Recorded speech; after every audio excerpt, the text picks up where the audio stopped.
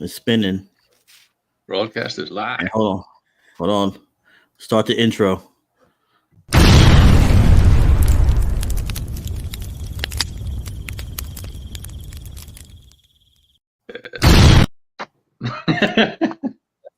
don't know why I did that. I'm sorry.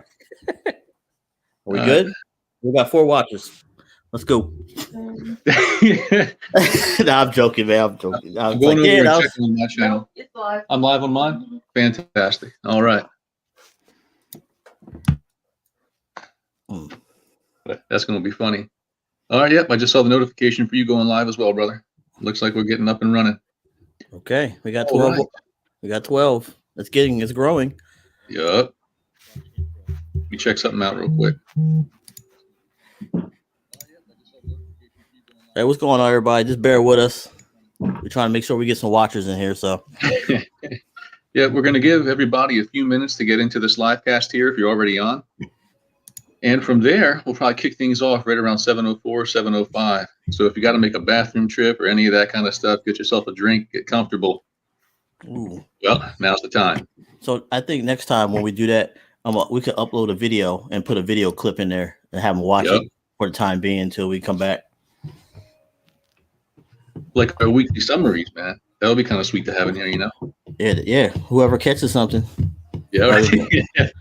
And they send it to us. That'll be pretty good. Send us a video or something, and we'll make sure you get featured on there.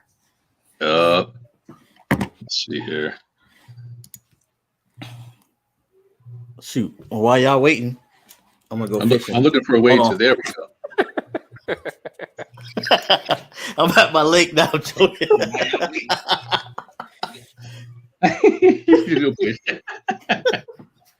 That'd be pretty cool if something actually jumped up in the background. I'd be like, yeah.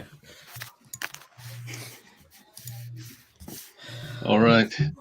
Yep, got a few people joining in on my channel right there. Good deal. All right. Hold on, let me get these comments. All right, so we got. Did I miss it? No. TD Archer, Jared, thanks, buddy. Jared's the guy who's moderating over there on Cambo Trout. Look at this. Hey! Hello, Adrian. It works. I think we got Leroy in the house too, man. I think that's Leroy, Facebook user. Somebody said, "Let's get it together, fellas." I don't know who you are. Oh, that's Leroy, but he didn't add it. He didn't make it so. So if you want to, so here's the thing: if you want to have your face known, please go through the StreamYard link so you can have your comments, and I'll make sure you get up there. Yeah, because if you haven't set it up, you're coming across with just the named Facebook user. So I'm pretty sure that's Leroy because it says Snakehead Kids and Family Fun Fishing. But make sure you set yourself up with your name if you want us to be able to know who you are. We'll answer your questions regardless, but we like to be able to name you too. Yeah. So, and yeah, everybody, please make sure you go to what's his page? I forgot. Leroy Kids. Snakehead Kids and Family Fun Fishing on Facebook, right? Yeah. Yeah. So help build that family time. Catch the snakeheads. Right. Well, folks, I got 7:04 here. I'm gonna give it a few more seconds. We'll kick this thing off. Let y'all know what we got coming tonight, and then we'll start fielding questions. I do like that background though, Rashawn, man. I'm gonna have to get made some of my shots out of Blackwater. I see some snakeheads popping back there, man. I actually might have that made just to do that. I'm gonna make it live though, so it's like always moving. Well, no, actually, you could do that. Green screen and put the video in the back. Yep. And people would just be like, "Oh." I got to get with Tommy and learn more about green screen. Either that or just get smart watching YouTube tutorial videos. I was going to use mine today, but I had no time. That's a good note, fellas. Look in the comment section. If you can put a question mark, that red question mark in front of your questions, that'll really highlight it for us if you want to ask a question in there. But I got 7:05. Let's get this started. So, get here, dog. So, everybody, hey, thanks for joining. This is the first of what is going to hopefully be weekly live cast for the Snakehead Outlawz team. So, we're going to be on here. We got lots of plans, ways for you to be part of it, and ways for us to get a lot of good information to you. So for tonight, what we are going to be running past y'all is we're going to start off with kind of an intro of Snakehead Outlawz. I think most of y'all know who we are, but we're going to make sure that y'all know what we're about. The second thing is going to be an intro of the members we have on here tonight. And from there, we'll field some questions, talk about upcoming events that we have for the Outlawz team, and then hopefully field some more questions out there, but we got a bunch of other information to run past you. So with that being said, Snakehead Outlawz.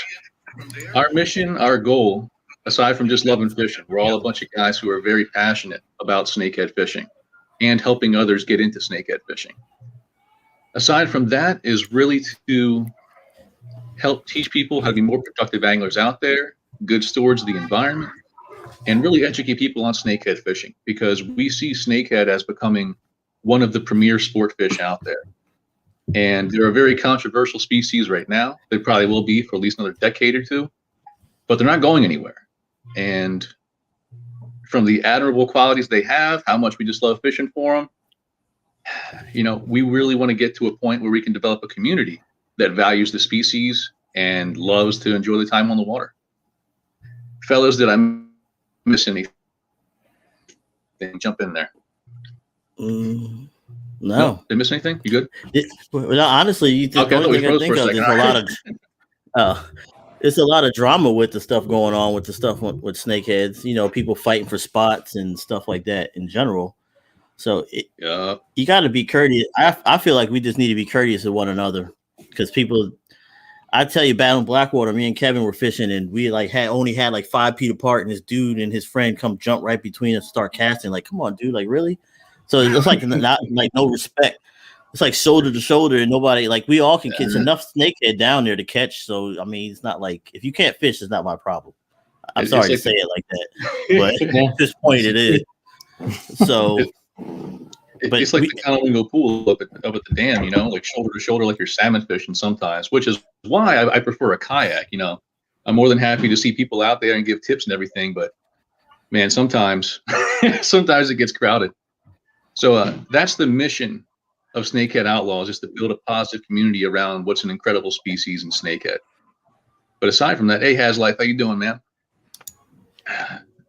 But before we get into, I'm going to go through the list of everybody having the channel in a minute right here. So thanks much for joining. But with that being said, I want to take a minute for the three of the other guys on the podcast here, on this live cast, to go ahead and introduce themselves, because some of y'all may not know.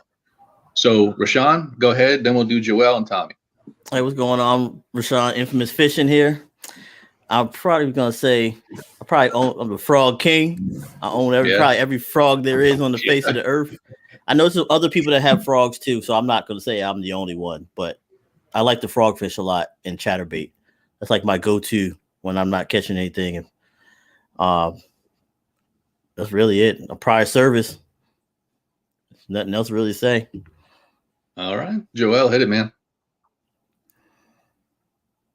Oh, I think you're on mute.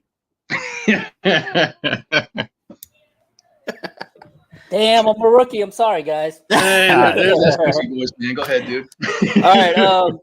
What's up, guys? Joel here, aka Snakehead Slayer. I'm down here in Virginia. Do most of my fishing at the Rappahannock and the Potomac area. I guess you could call me, a frog lure junior next to Rashawn. Because he is the master. He's got it all. So, yeah. If y'all want any intel reviews on frogs, Rashawn is probably the guy, man.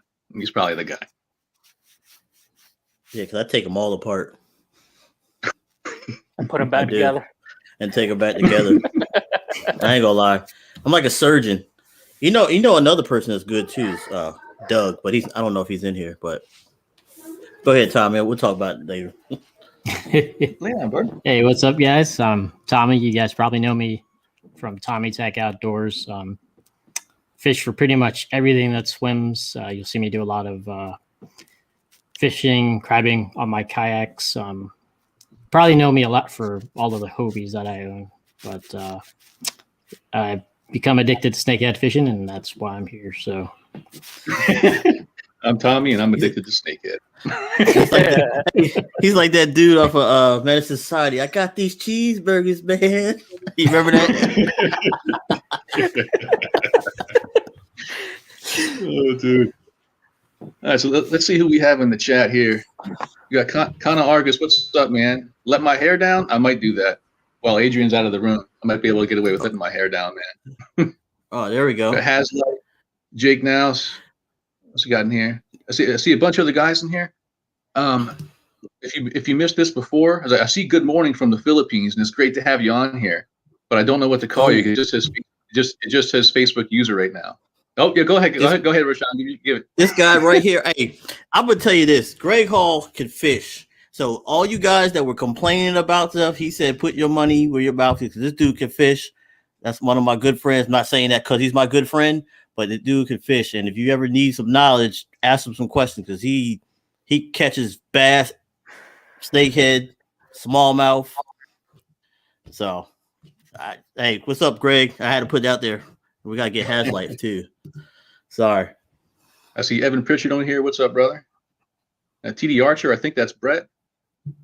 And I think we've hit most everybody. If I missed you, man, drop another comment in there and make sure we give you a shout out. We really appreciate y'all joining the call tonight. All right. So we've gone through. Go ahead, Sean. I got a question. You want to hit the questions now, or you want to go into your agenda first? All right. So we got one. Go ahead. So Haslight said, "What frogs do you recommend for snakeheads?" Man, there's so many. Honestly, well, I was. A lot of people don't want to spend the money on frogs, so I'm not even going to lie to you.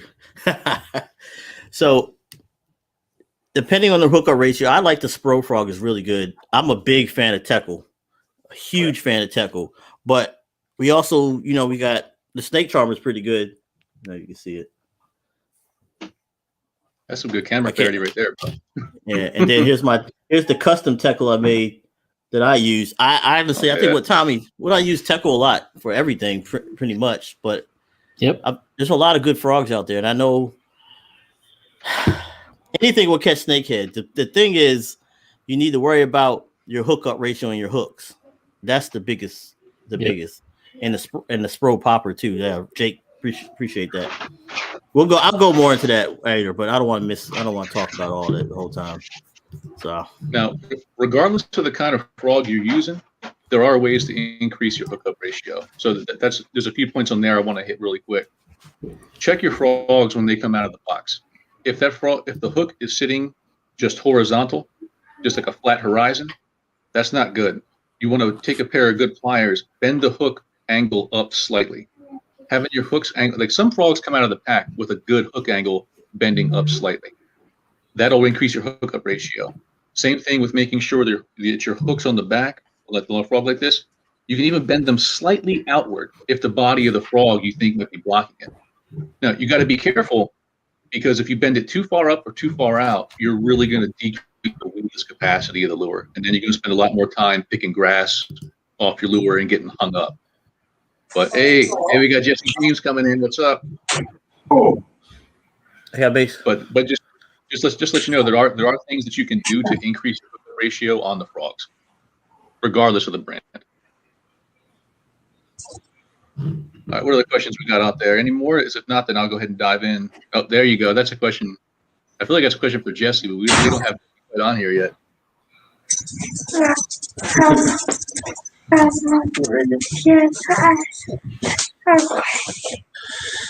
Hey guys. There he is. Hey, what's up? What's going on, boys? You got a question? This is my stepdaughter, Sky. Hey, Sky. Hey, what's up, Sky? Hold on. Wait a minute. We got a question for you, Jesse. If you're ready, man. They want to know where people can buy the snake charmer. You can message me directly on Messenger, or you can purchase off of eBay. Obviously, it's a lot easier. Most guys prefer just to use PayPal. So there you go. All right. So there he is. They're strong. What's up, brother? Y'all seen my comment? Which I didn't comment? see it. Did you just change your name, maybe? I think he might have came in as Facebook user originally. Oh, maybe that's what it was. Maybe I think he was saying, "What do you have to do to be recognized?" Maybe that might have been him up there. Here's All right. So another before one. we get into, there's one. Okay, go ahead. Oh, hold on. There we go. go. Oh, wait. All these people popping in my pack. Oh, Lord. All right. I'll go back into them. Well, I'll just scroll back. We'll kick it off. I don't want to get sidetracked. And then we'll go back and then I'll hit these comments. Gotcha. So, folks, aside from the questions, there is one or two more things I want to put out to you. Since we've done the intros, I don't want to put out the dates just yet, but they're coming really soon. We do have events coming up this year where we're going to be having volunteer events. We're going to be having tournament series. We got a lot coming out for you this year. So keep an eye out for those announcements. I don't know if we want to do the official announcement tonight because we want to make sure that all of those dates are set in stone. But we're going to be partnering hopefully with one of our local businesses here, and then hosting a lot of tournaments out there. So keep an eye out for those announcements. Let's see. The dog wants to be in You got everybody on the call, man. Argus Cologne, there you go. You already know who that is. That's the Yak Viz itself. Hey, I know he likes to mess with me, but he does a lot of good work with video and stuff. So if you ever see his bluegill snakehead, so see if he wants to sit with you. Is it going to be a group meet? Yes, there is, dude. Yes, there is. So Lots of group meetups. Yeah. We actually have one coming up soon that it's kind of short notice, but we'll definitely send you a message, dude, and we'll give you the heads up on that in case you can make it. Because we got one coming up real soon.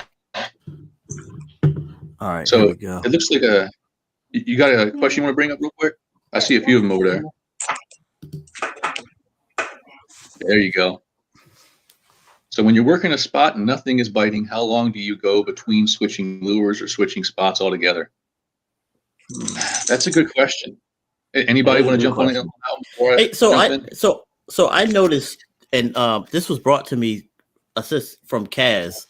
Mm-hmm. They said they had some snakeheads and they threw a lure out with one color, and then they caught them, and then when they didn't catch them, they threw them back. They tried the same lure, they just stopped, and then when they changed the color. So sometimes I guess I don't know if snakehead can actually see the color, but I have tried it and it actually worked. I used the same lure but changed the color, and they hit. I mean, I could actually say I actually used it. That's my fact. That was that one we were fishing, and I had that one looking at me, and I was looking at him, and I had changed the color from yellow to white. So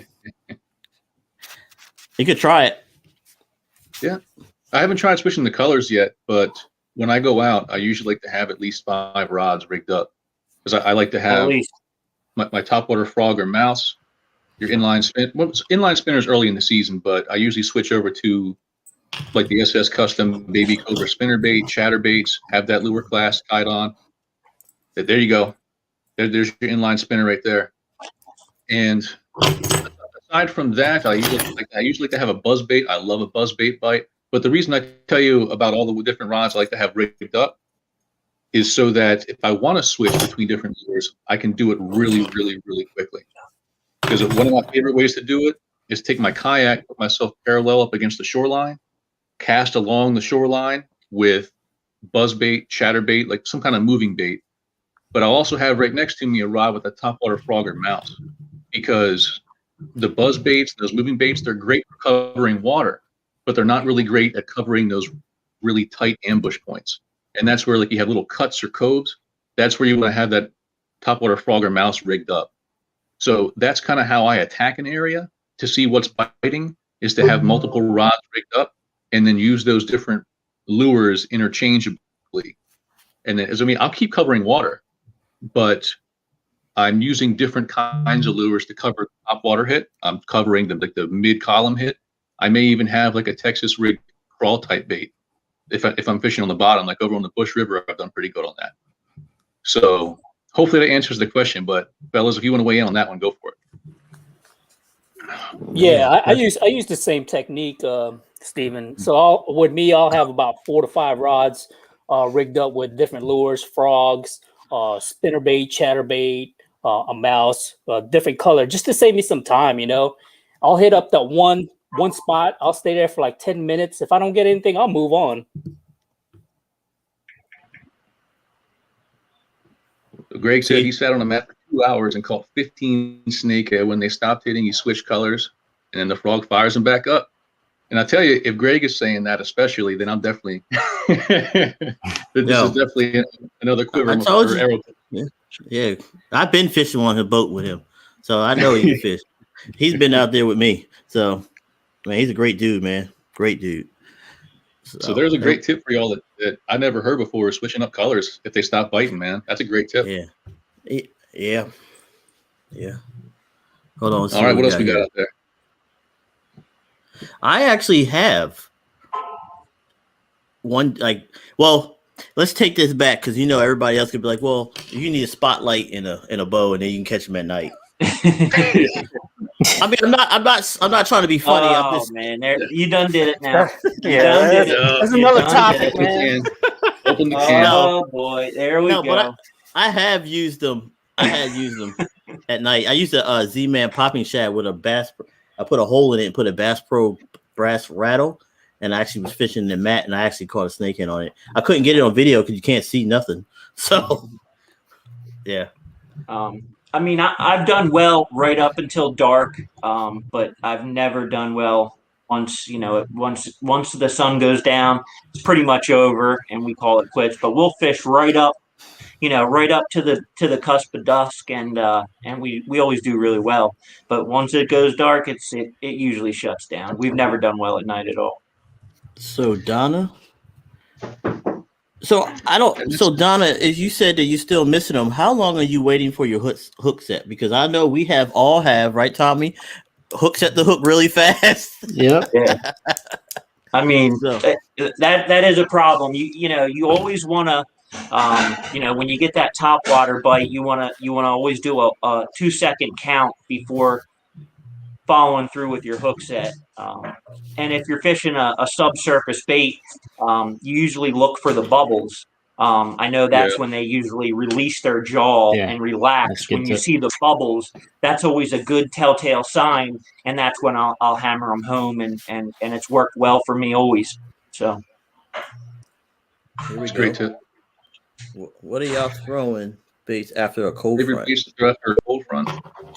After a cold front, I'm not throwing nothing. I'm staying indoors. Yeah, I'm with you. Hey, I take that because you think about it, minnow. Oh, come on, man! Come on, dude! Cheating, man. Hey, can we get him out? Can we boot him right now, please? Is that possible? Is there a boot button? Hey, what do you think? Look. She raised her hand. She said, "You're booted."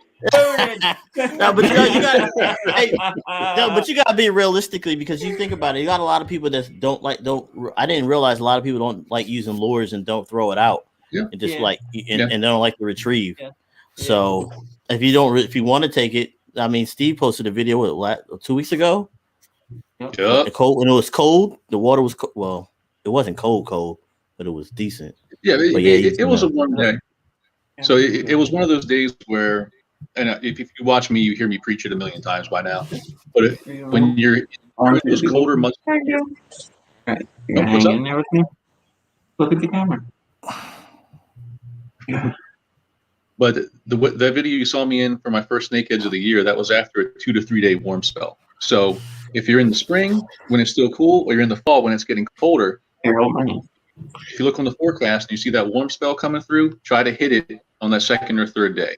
That's point number one. But the question specifically was what to do after a cold front. Honestly, if you want to have the highest chance of catching fish, do take some minnows. But the other thing after a cold front are probably going to be your inline spinners, chatterbait, and other subsurface lures that I can really slow roll. Because, again, that's the biggest mistake, and I say this all the time, too. The biggest mistake I see snakehead fishermen out there doing is using retrieves that are just too fast. And that's especially true after a cold front. You want to slow it down because the fish are a little bit more sluggish most of the time. Yeah, agreed. I always do What's that? really well. What's Pat saying? Ghost color top water. Yep. Huh? I don't know. Yep. He was That's talking. another What's good that tip. got to do with cold? And I feel like we might have missed one question. Yeah, we might have missed something on that. Either that or he's just throwing us off. Say again? Either that or he's just trying to throw us off there. All right, hook and line only for me. I have it on here from my buddy. Yeah, I think that was in response to like a bow fishing type question, maybe. Oh, okay. I don't know. Maybe. Maybe. Yeah. But here's the one question that we haven't answered yet. Someone said, where's the best place to look for snakeheads when you're out on the water? So the short answer is to find your, my wife Adrian just said it, is to find your underwater vegetation and your emergent vegetation. So your pads, your arrowhead, your spatter dot, your milfoil, coontail, any type of underwater vegetation you can find, that's almost always the number one spot a snakehead wants to be. Like if you look closely, then you get into like a thick grass mat. You can see them just sitting on the surface. You'll see their dorsal fin just kind of undulating as they sit there. And sometimes they'll even sleep in there. They'll just go into the grass so thick they can sit there with zero effort and go to sleep. I rolled up on them when they were just knocked out. But the best place to go to find snakehead is going to be wherever the grass is in shallow water. Now, if it's earlier in the year, there's no grass, I look for either timber or shallow flats, like shallow, dark bottom, muddy flats that are going to warm fastest. A lot of times the snakehead will key on that. So hopefully that answers the question. And Greg feels some kind of way about live bait. Says live bait is not fishing. That's Hey. I mean, I hear where you're coming from. I prefer lure fishing, but if I have to throw minnows early in the year, I'll do it. Obviously, you see my videos. Hey, you know me. I'm thugging it. I'm throwing no live bait. All right. So, hey, The only time I'm throwing live bait is in the middle of the winter when I'm trying to drown some shiners, maybe some bass or crappie, but that's about it. Yeah. I'm throwing lures all day, every day. When are snakehead in open water? Dude, honestly, I wish I knew the answer to that question. It's like I only figure it out when I've been fishing the shoreline for about an hour, and then I just start fan casting out from the shoreline with a buzz bait or a chatterbait or something, and I get a hit, and that's when I know they're in open water. It's I figured that they're roaming. I figured that when we catch them in open water, they're roaming, because we fishing and we caught them out in open water.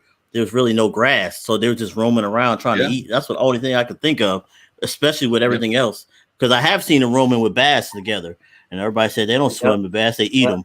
I've seen them swimming with bass together, so it's like I'm waiting for the hybrid species to come out eventually. I've actually gotten footage of two snakeheads cruising around with a largemouth bass in real clear water, and they were just toe in toe cruising around, chilling. That's too cool, man. Perfect harmony. So guys that say, they're eating each other and everything. Of course, the bass are no pushover. They're going to eat the fry, and vice versa. Snakeheads are going to eat small bass, and that's just the way it goes. And a lot of times we're actually seeing the largemouth bass are becoming more aggressive because they now have that other species. With pushing in on them. So we've actually seen largemouth bass waking on lures and just becoming more aggressive overall. So largemouth bass fishermen, you can thank the snakeheads for that. That's a good question from Matthew here, Matthew Moser. What can I do to stop getting my chatterbaits hung up on timber? I might have an idea. What do you guys think? You throw a weedless chatter. Throw a weedless chatter. I mean, they make plenty of weedless chatters. That's what I do. I mean, I think that's probably a good call. Me personally, otherwise there's not much else to do. Yeah. If you do get stuck too, if you have any of those lure knockers, sometimes you can actually get them out. Okay. They also do sell it's a little piece of like rubber that slides up the hook, and then you can attach it to the tip, and it acts as a little weedless guard. I have seen those guys. I have seen guys use those on chatterbaits as well. You can pick them up, any at your tackle warehouse, online, and places of that nature. Have any of you guys ever tried adding a bead right in front of the chatterbait to help it bounce off of anything? Because I know some guys do that with the topwater frogs. I don't know if anyone ever tried that with chatterbaits or not. Nah, I tried it with swim frogs and little knockoff pads, but So Okay. not a chatterbait. So what I use, and I'm gonna tell you what I use, and I throw this over grass mats. I use the Teco Blade Waker specifically for like mats, timber, and all that stuff. It just comes right over everything. That's like one of my go-to. It's just how that blade's set up. It just cuts through everything. And I have thrown it over mats, and actually, I'll get that video out. You can see it coming across over the grass mat. So I'll be curious to see that. My use do, because I just throw it over. But sometimes you got to burn it a little bit. But so, I mean, historically, I've used the Z-Man, and I bounced that through timber without too much trouble. But then again, I'm usually always in the kayak, so even if I get hung up, I can just paddle over to where it got hung up and unhook it. So it's not usually a huge hassle for me. From shore, I think it'd be more of a hassle. Not too much, so they can see it. How do y'all cook the snakeheads? That's a good question, man. I haven't found a bad way to do it yet, but I'm gonna let y'all field that one, and I'll jump in at the end. Well, I'll do it all. I grill it, fry it, put it in the oven. You can't go wrong with it. Nah. Yeah, it's really hard to mess it up. Yeah, I mean it's a really mild white fillet. Yeah. I've only tried it once, and my uncle cooked it, and he's a terrible cook, so I can't really say, good or bad, but I'm pretty much all catch and release. So I've only eaten it once, and it was because it was a bad hook, and the snakehead wasn't going to live anyway. So instead of just wasting it, we cooked it up. Good deal. okay. So Here's a question for you. what's up? What's y'all's feeling on allowing a snake to run or get in as fast as possible? I feel a lot of people lose their snakes by leaving them on the line too long. Yeah. Like snakehead, like a snakehead fight is really unique. To be honest, like compared to any other fish I've ever fought, the snakehead fight's really unique.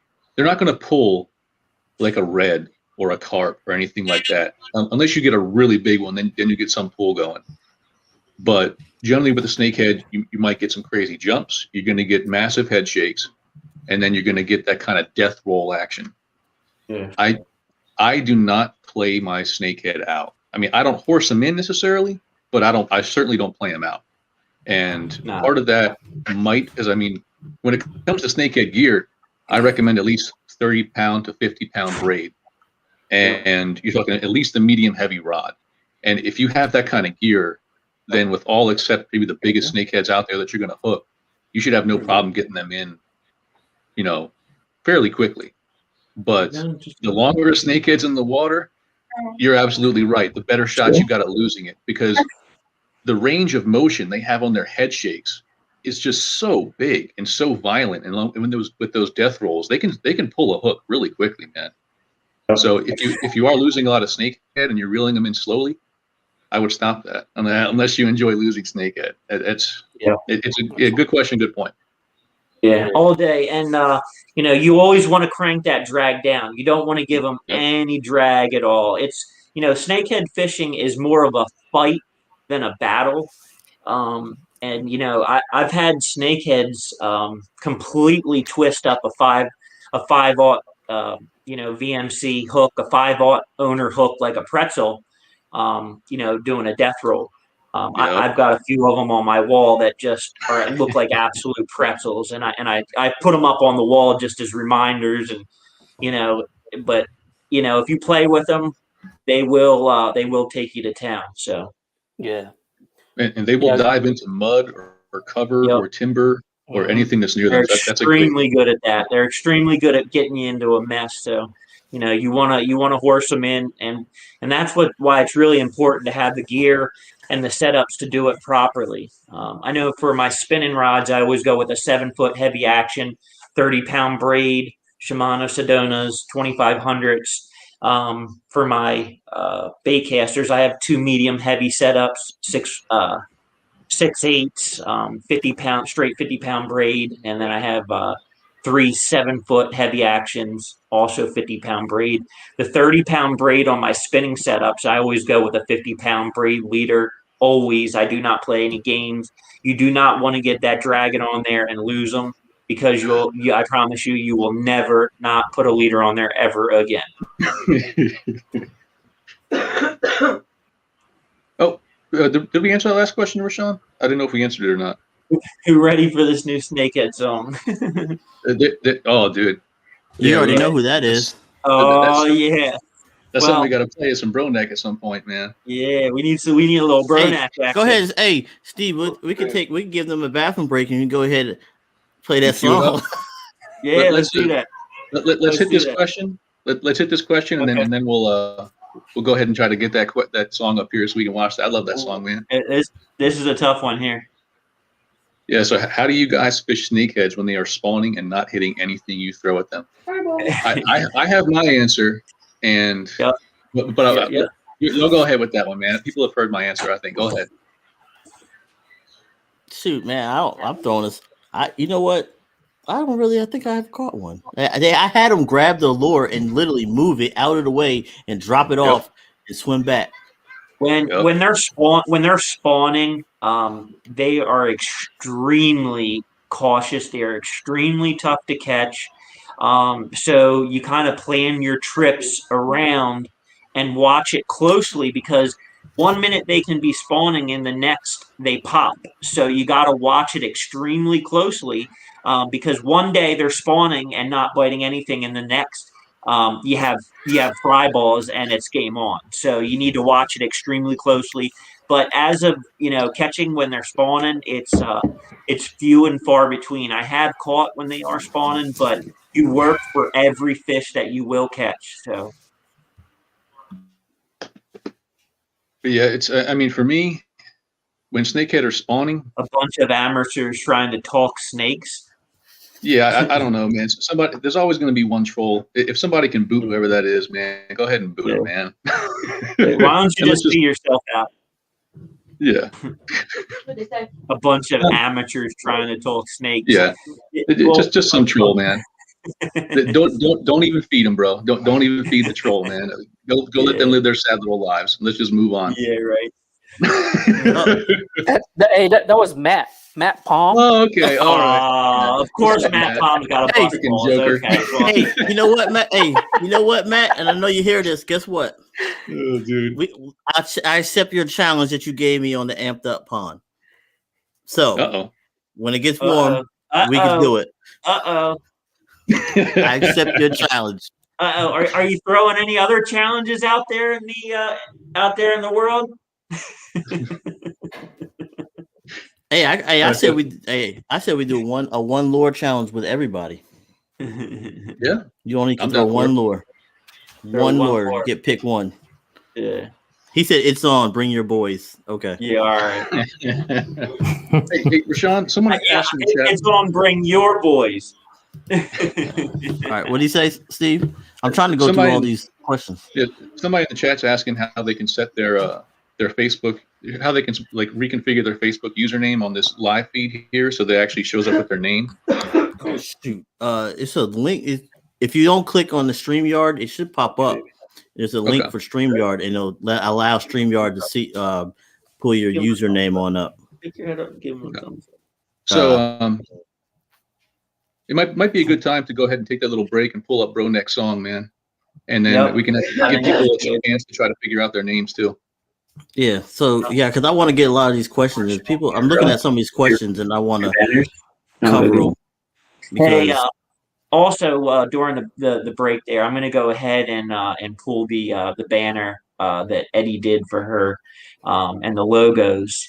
We were talking about doing some shirts for the wives and possible followers that are females for Snakehead Outlawz. so we can go ahead and show them off, and she'd be really happy to be able to show you guys them. So, Fantastic. right? All right. Yeah. All That's right. Hey guys, I'm gonna hop off. I'll till next time. I guess we're doing this every week, right? Yep. Or try to. So, Butch. There we go. We dropped one. We gained There you another. go. You can take Hey, over my where's spot. that Outlaws jersey? I guess you didn't get the memo. this slacker here. He was so busy making cart balls. Can you hear us? Yellow. I think his connection must be pretty rough. Yeah.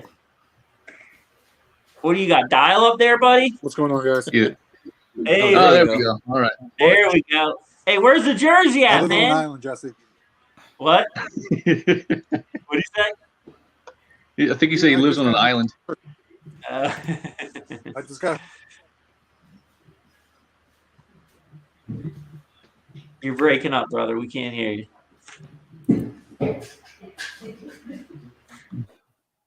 Well, Donna, I'm glad you like this Friday evening chats, because if y'all don't know, we're going to be trying to have these pretty much every Friday.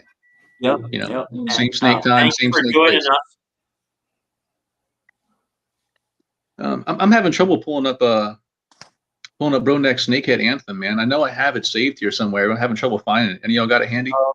Yeah. If you go on the page, it should be locked in. Let me see if I have it. Here. Outlaws? Yeah. Let me. I could upload it to the drive real quick. Gotcha. Can you access it there? Oh yeah. All right. Let me pull it up right now. Yeah. I think Greg is answering somebody who asked how to get like a choked frog or mouse out of a snakehead's mouth. Hold on. Let me field that one. So Yeah, go ahead. For a lot of guys don't realize, you got a choked frog, it's down in there deep, and a lot of guys are digging in there and yanking and pulling. The best thing that you want to do, and especially with our lures, the snake charmer, the viper, they're all designed specifically. What you want to do is you want to grab a hold of the body firmly, and you pull it up the line. And now it's up the line. Now you have a full vision and sight view of the hooks, so you have a better idea of how to pop it out, and it's a lot easier to pop out. Then you just slide the body back right on, and you've preserved the body, saved the fish, and done deal. So I think that pretty much goes for all hollow bodies. So I think Greg was answering Roman, because Steve, you know me and where we're going with this, because Roman's got something coming on. He's trying to. He's got something invented, so that's why. So, man, another thing the guys use out there. I mean, what Jesse said is spot on. If you can get the body of the lure away from the hook, that's going to help you out tremendously. The other part of it is they have jaw spreaders. I haven't used them yet, but I've seen other guys use them. They use jaw spreaders, and that'll help you keep the snakehead's mouth open. But that's another good tip from Greg right here. There's a few pieces of key pieces of gear. You need to have a good pair of lip grippers that rotate, because snakehead are going to death roll. Is that the jaw spreaders? There you go. There's the jaw spreaders right there, and then it comes with the hook remover. Now, I personally haven't tried the hook remover, but the jaw spreaders do work good on a stubborn pit bull jaw. I mean, I have seen guys use the hook remover. I don't know if it's more of a hassle than it's worth, but I mean, for the set, it's pretty cheap, and it's worth it just to give it a try. So, and everything we're showing you right here are talking about, be it the lip grippers, the jaw spreaders, whatever gear you're using to get this to handle snakehead. Period. yeah, Have a float on it, yeah, and or have it tied off to some type of retractable cord on your vest or your yak or something like that. You need that, because they're going to death roll. They're going to freak out, and eventually you're going to lose the grip, and you're going to lose gear to the water, and you're going to be just throwing money in the water. So definitely tie off everything you don't want to lose. and then you're going to have a snakehead cruising around with a grotesquely large lip piercing. I actually do carry custom bogas with a carabiner and a float attached. So I do have them available also if and I'm also going to make a do-it-yourself video. If you guys don't want to purchase them, I'm going to give you the links and show you how to put one together for yourself. So. Yep. You see the guys holding them up too. Those are Yep. essential pieces of gear for snakehead fishing. Yep. Essential. Absolutely essential. So this is I sent mine off. These are actually the authentic bogas. So I actually sent mine off to get certified for a world record through Boga. It costs $40. But yeah, then I also have this key back. This actually holds up to 40 pounds. I got it off of Granger. So yeah, that's a nice set. That's a real nice set. So I've got a few questions that I've been having. Jared's here in the chat, man. So thanks, Jared. He's sending me a bunch of questions that we haven't touched yet. So until we can get Broneck, get that file ready, I'm gonna go ahead and throw the question out there. I'm looking for it right now. As soon as I got it, I'm gonna go ahead and send it right over to you, or send it right over to the drive so you can go get it rolling. Thanks, dude. It looks like Jared's pouring salt in the wound for Matt, man. I remember that video. Jared's saying, ask Matt Foam about his PB swimming around with 2 sets of lip grippers in his mouth. So we just told you all about the importance of having a float on there. Matt's got a good video out there that shows exactly why. And it's kind of painful to watch because he had his PB and it looked like it was, somewhere north of, 12, 13 pounds, maybe as high as 14 or 15. I don't exactly remember. There you go. I'll send it over. Thanks, dude. Yeah. And it's put your floats on, folks. Next question I got is, what's a good put-in spot for Blackwater? With Blackwater, you essentially have 1, 2, 3, 4, maybe 4 or 5 put-in points. I usually don't like to drop places by name. But I'll put it to you this way. Check out my video on how to find snakehead spots. And you can find that on Cambo Trout Fishing. On that video, I show you the tools that you can use to find all the launch points in Maryland. Like literally all the public launch points in Maryland. That tool is in there. And it's something like Maryland Public Water Access. If you Google that, it'll probably pop up. It'll show you an ArcGIS map of all the public launches in Maryland. It'll tell you if it's an improved launch, like what type of boats can launch there, if there's a launch fee, everything, like who owns it and operates it. It's an incredible tool. Check that out. And again, the video, if you want to watch the whole video where I discuss all those tools to find those snakehead spots, that's how to find snakehead spots. Check it out on YouTube, and I don't like to name drop too much. And once you get to some of these places and you see like 100 yards of vehicles lined up on the side of the road and everyone shoulder to shoulder, you'll come to understand why I don't like to spot burn too often. The bigger waters, I'll tell you exactly where to go, but the smaller waters, they can really get hammered. But I'm all about empowering people to find their own info. So check out that video, give you all the tools you need. Another one is, what do you use as a trailer on a chatterbait? Do you fellas use trailers on chatterbaits? Actually, let me tell you, I actually took Butch's frog and put it on the Z-Man Freedom chatterbait, and it looked pretty good. I actually got it on the other room. I should go get it, put it in there. But I actually then I actually got his speaking of that, here you go. Got it right here.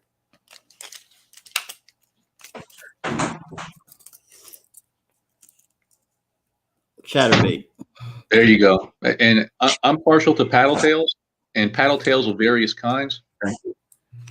Now, just a heads up, this is kind of news from Outlawz to you, is that we do have upcoming, I'm not going to put a date on it because we're all working to get it accomplished, but we're working as hard as we can.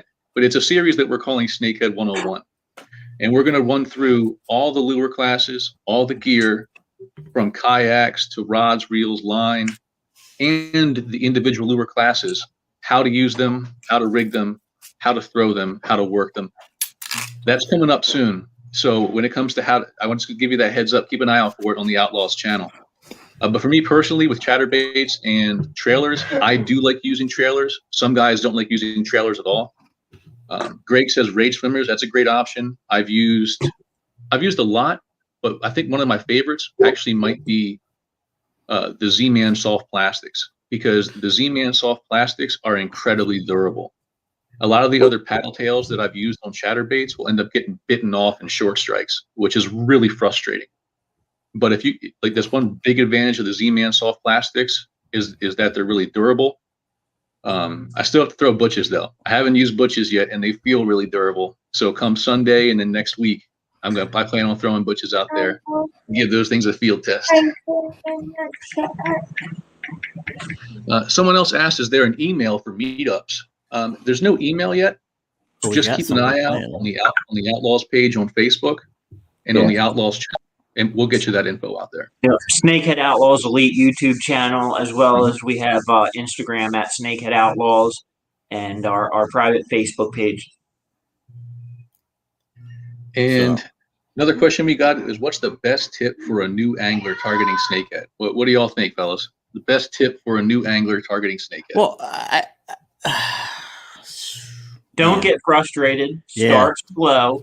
Take in knowledge, and don't be afraid to ask questions. Everybody starts somewhere. It's not like we all, went out there and became the anglers that we became overnight. It's just not possible.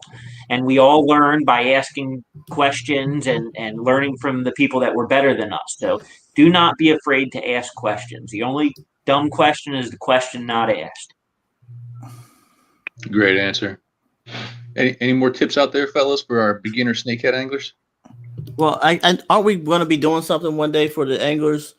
So that'd be the prime opportunity to come out and try to help, because I know a lot of people that wants to catch snakehead and they never caught one. They seen them caught, but they never caught one. So we're gonna do. I think we were focused on doing maybe a day where we have a team meetup, and then we invite followers and subscribers to come out and fish with us, and it'll be a day to get to know us, and we can help them fish, and it'll be more about concentrating on helping them enjoy the day and catch fish successfully and confidently. Another good tip for a beginner angler, when I got into the lure business, one of my main goals and focuses was to create a lure that you could take directly out of the box, and whether you were a novice or experienced angler, be able to catch fish successfully and confidently. And our lures we've exceeded that. It's a very simple, slow, steady retrieve.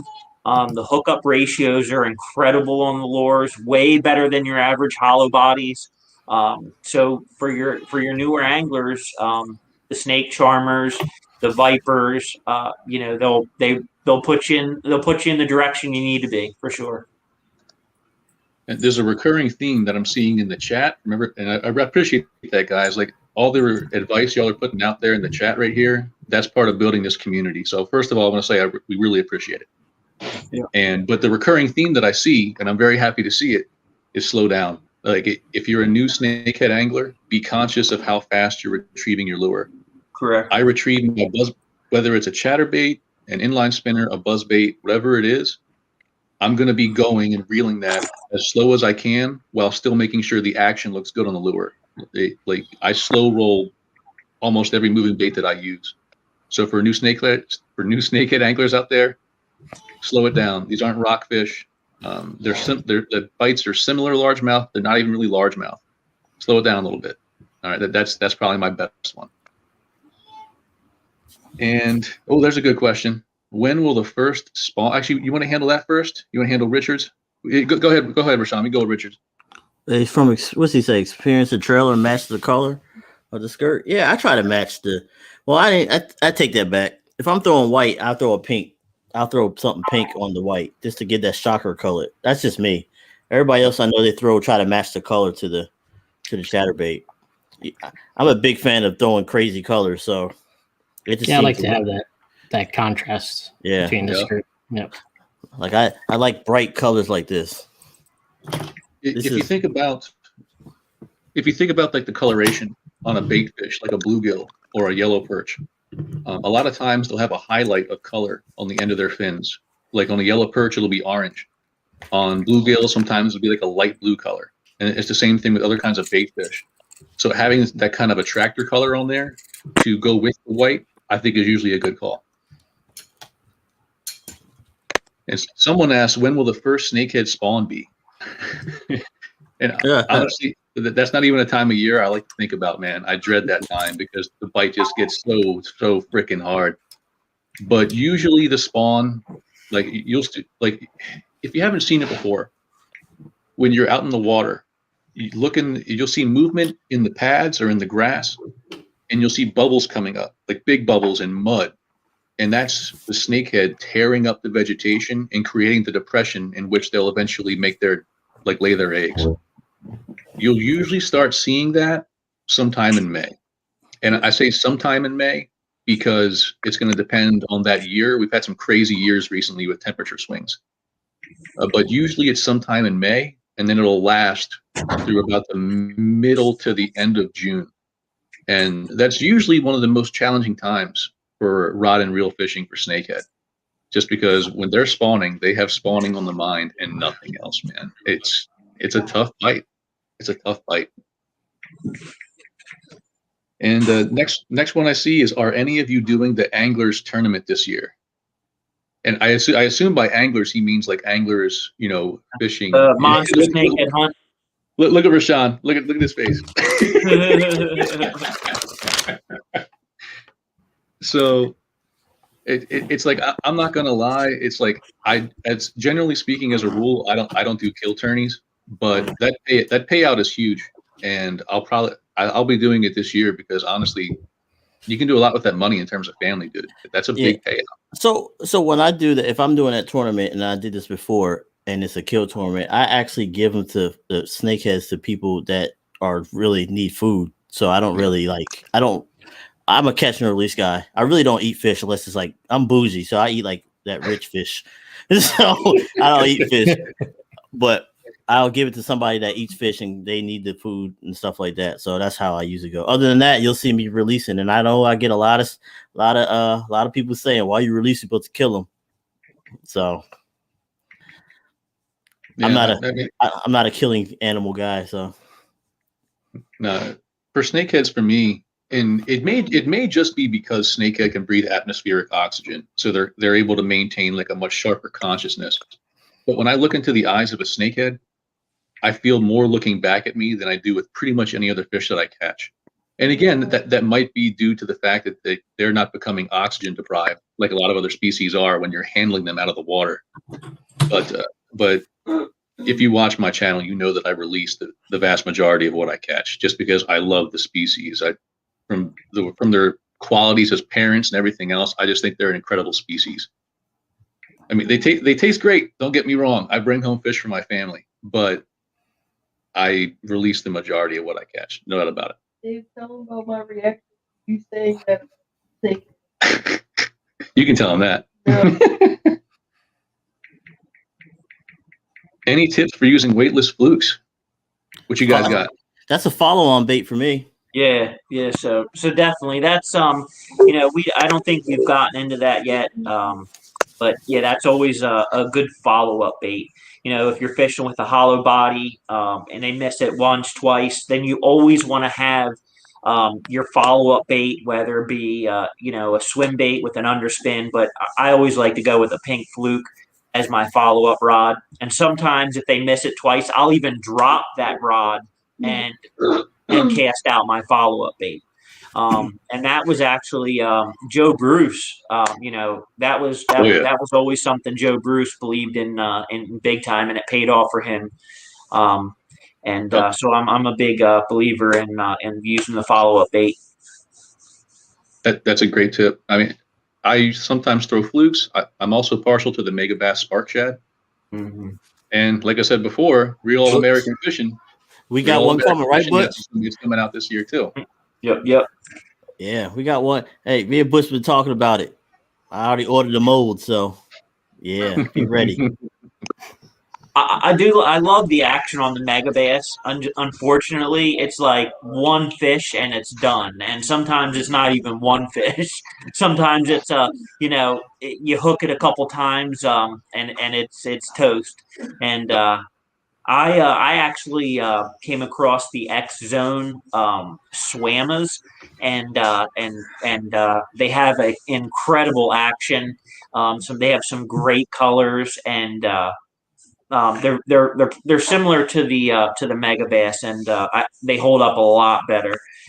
But as he said, Butch also has some incredible swim baits, and he's going to be coming out with some new stuff as well. So keep your eye out for that. Oh yeah. Now, the one question we had up before was asking why are they seeing a lot of smaller snakehead in the Upper Bay and larger snakehead in Blackwater?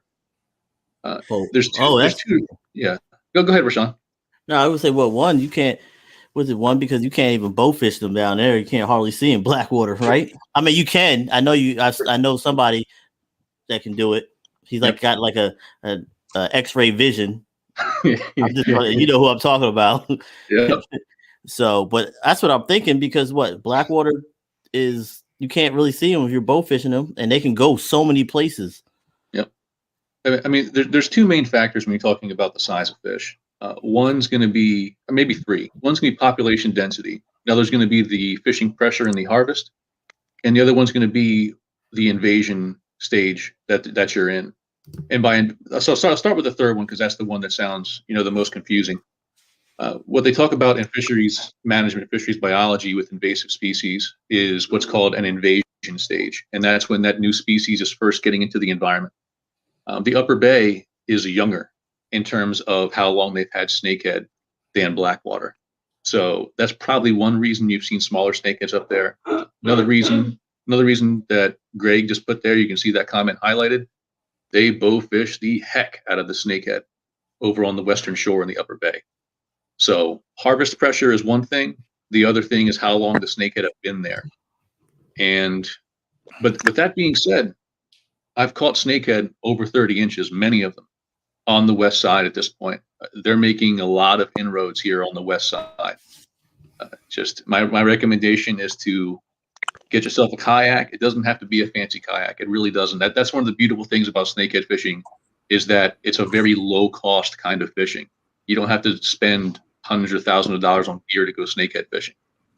But get yourself a kayak and find those waters that are less pressured. And use Google Earth. Use all those tools that we've talked about before to find those less pressured areas. Right. What we got? Oh, we got a question for you. Here we go. What is a follow-up bait? I don't know. I got that. All right. So a follow-up bait is a rod that you have rigged up with a soft plastic fluke, and you'll be fishing a hollow body or a top water, and they miss it once, twice, and then you'll drop the rod and then use your follow-up bait, aka your swim bait, your fluke, to follow up, and that a lot of times will get that strike and land that fish for you. So that's what a follow-up bait is. Yep. And it's really something you want to keep in your arsenal too, because northern snakehead, especially, if you miss a northern snakehead, always throw back in. Always. Like there's some species out there. Like I've heard that bullseye snakehead, you pretty much get one shot, and if you miss them, that's it. They're not coming back. Northerns are not like that. I've seen northerns come back 5 or 6 times on one retrieve.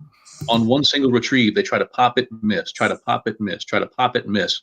And on that 4th or 5th hit is when they'll actually get it. So if a snakehead misses it or you miss him, always throw back after. Always. Oh, DMV Whisker King, what's up, man? He said it was hard to start targeting snakeheads. Can't move past catfish. I promise you, once you get on that a solid feeding frenzy on top water, that those kitty cats will no longer interest you. Hey Steve, remember when I caught? Hey Steve, remember when I caught that catfish on that frog? That's why they call you catfish king. I had a guy catch a 15-pounder on the OG snake charmer. Sent me pictures of it and everything. I guess it was a blue cat. Yeah. Yeah, but yeah, he caught a 15-pounder on an OG snake charmer. Butch, this next question is for you, Butch. Can you see that, man? Oh, I like see that. Butch Cassidy's, huh? That goes with the Outlaws. I like that one there. Yeah.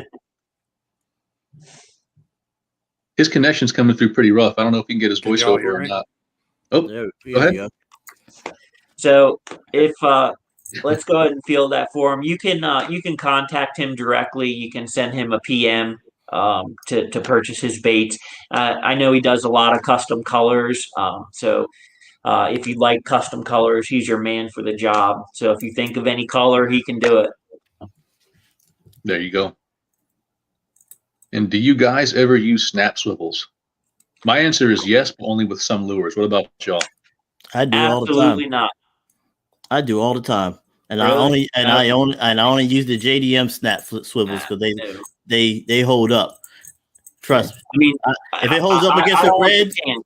I don't want it to. I don't take chances. I don't want that weak point. yeah, I only use the snap swivels that I know that works, and Yeah. the snap swivel that I was using, I use it for redfish, and it ain't snap. So if it holds on a red, it's gonna definitely hold on the snakehead. So I don't use it for quick stuff, but like you said, for quick lures, only if I'm waiting. Let me ask you, what is the reason you're using a swivel? Just so you can do a quick switch on lures, or Yeah, I'm only using it for a quick switch on lures sometimes. Like, so a lot of times if I'm not bringing the Tommy will tell you what's it, the sea mule, and I'm waiting in the water and I don't have several rods with me, I'm only using one. I don't want to. I just quit, throw it in the bag, and then snap and go. So I'm real picky about that stuff, especially like if I'm using. So I'll take off if I'm fishing hard baits that have the swivel on it, like the snap ring on it. I'll take the snap ring off. There you go, look at Tommy right there. Because a lot of the hard baits have snap rings on it, so I'll just take them off, and then I can just switch hard baits that way. So that's one of the main reasons. Now, what Tommy's showing y'all right there is the kind of quick clip that I use on mine, but I only use those when I'm using subsurface lures. I don't use it on my topwater frogs or mice. Now, to each his own. I'm just letting you know what I do. I don't use it on topwater, but for my inline spinners, my chatterbaits, my cobra spinner baits, I do use those quick clips for the subsurface action. Yeah, no, I have used them on frogs, but I prefer not to. But my hard baits is always like it's easy for me to switch in and out, like lipless cranks and crankbaits and stuff like that. So that's the only time I use it for. I just take the snap swivel off, and that just replaces it. So yeah, just warning: if you do use it with a topwater frog, like hollow body, if it tries to slide up, it'll actually rip your frog. Rip the frog. Yep. So there's many reasons that you might want to think twice about using it with the topwater frogs. The rest of it, I don't think it's too bad. Oh, when to use a mono or fluoro leader? Who wants it? I use that for like if I'm fishing their structure or something like that, or I don't use it for my frogs, and I use it for my hard baits, like topwater hard baits and subsurface, like especially the topwater, because braid floats, and I have actually walked the lure into the braid before because of the way the wind was blowing. So that's the only time I use it, because I don't know. What about you guys in jigging? I generally don't use a leader. I generally run straight braid, 30, 50, whatever it is. I generally run straight braid. The only instance that I might consider using a fluoro leader is if I'm in really clear water.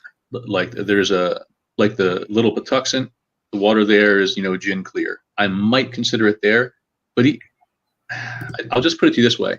I've never used fluoro leader. Like you've probably seen all the fish that I've caught on my channel. I've literally never used a fluoro leader. And, it's hard to tell if it's hurt me, but if it has, it hasn't been much, because I catch a fair amount of fish, man. So yeah, that's where I land on a leader. So yeah, I only use it for my top water stuff. Hard baits. If I ever throw it, I kind of don't throw it. Hey guys, are we gonna do that break here or what? Or no? I guess we kind of skipped over that. Yeah. We kind of skipped over it. Maybe we can close with that video. It might be a good way to. I think. Well, why don't we just go ahead and close with the that song? I think that's a better idea.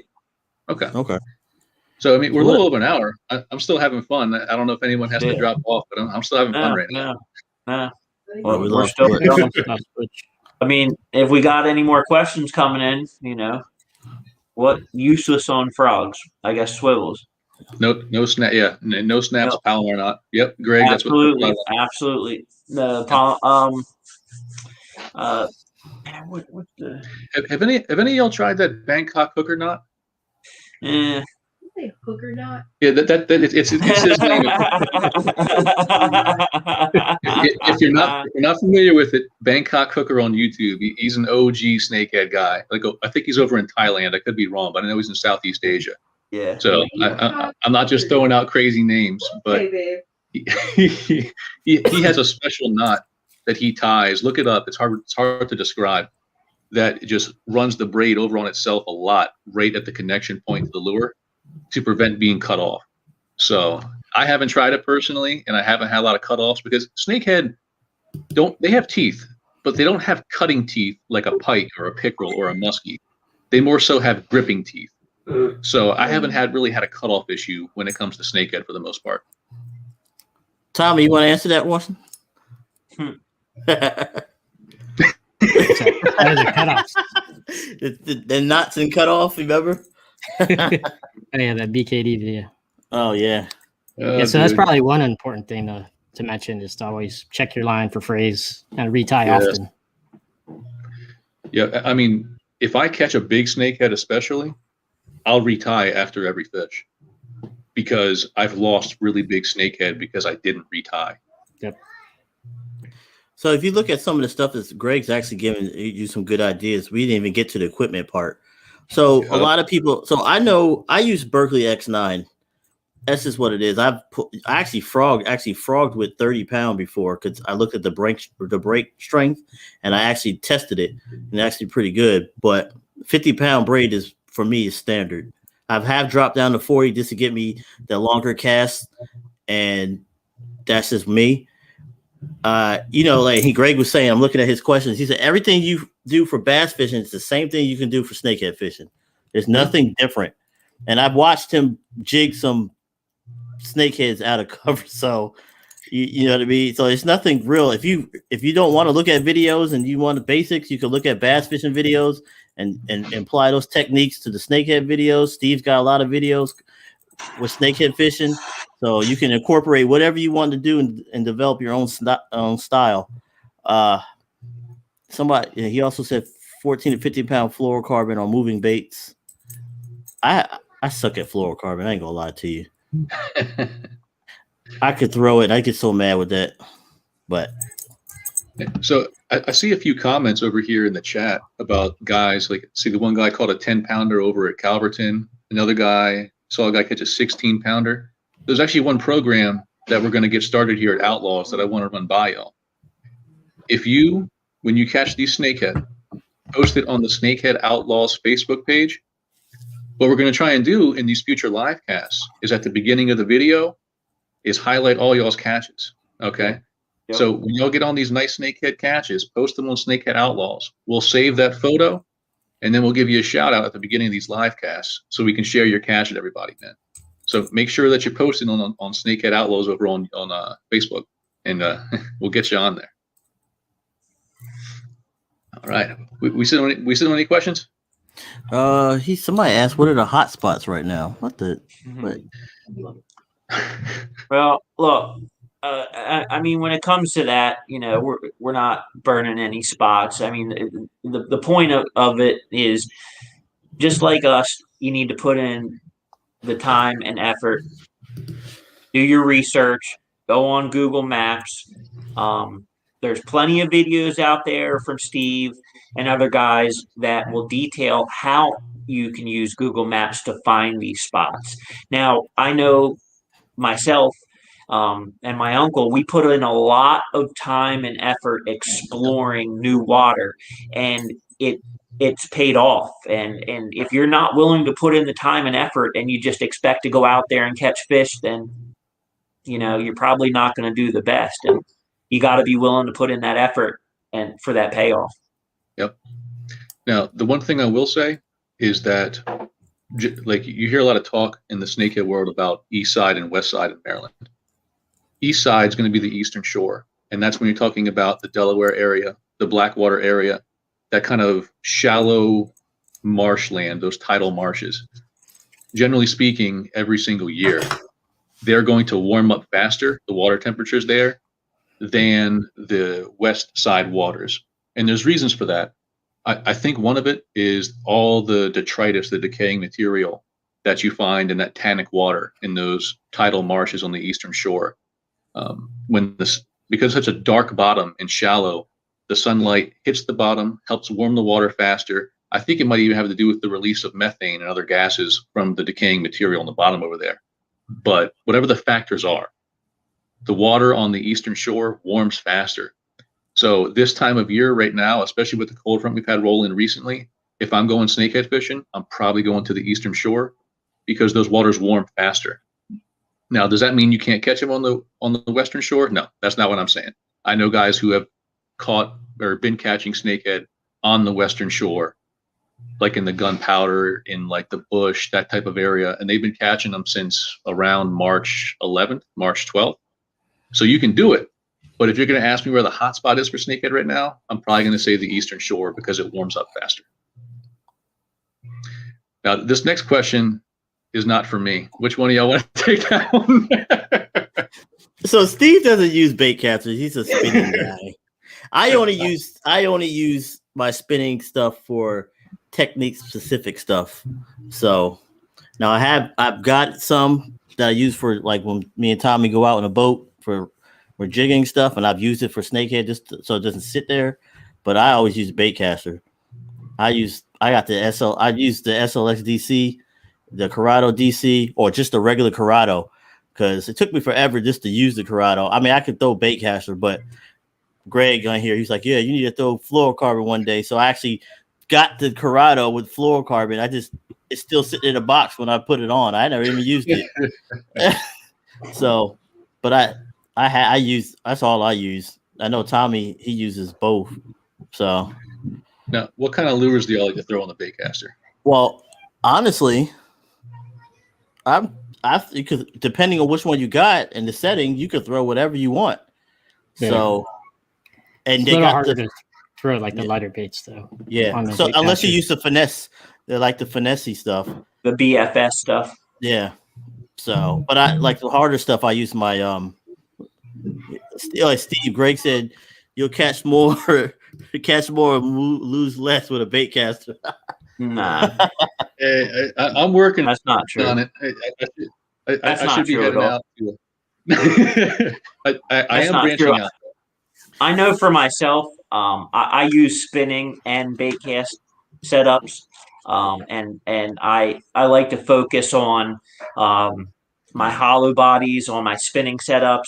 I use my spinning setups for my charmers, my vipers, and then my bait cast setups for inlines, chatterbaits, wake baits, stuff of that nature.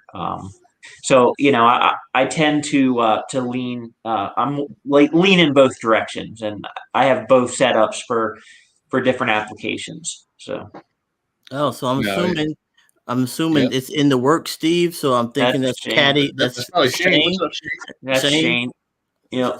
You see Tommy's rod. He looks nice. Let's see what Greg said. Greg said accuracy. Now that is true, but accuracy with it and control of the fish. It's a BVN out at what? I think you meant to say about, or I'm not sure actually. It's about accuracy and control of the fish. Now, when it comes to the accuracy issue, I think what Greg was referring to there is like when you're using a bait caster, you have that thumb control on how fast the line's coming out. And if you're good with it, you can use that thumb control to get it to land exactly where you want it.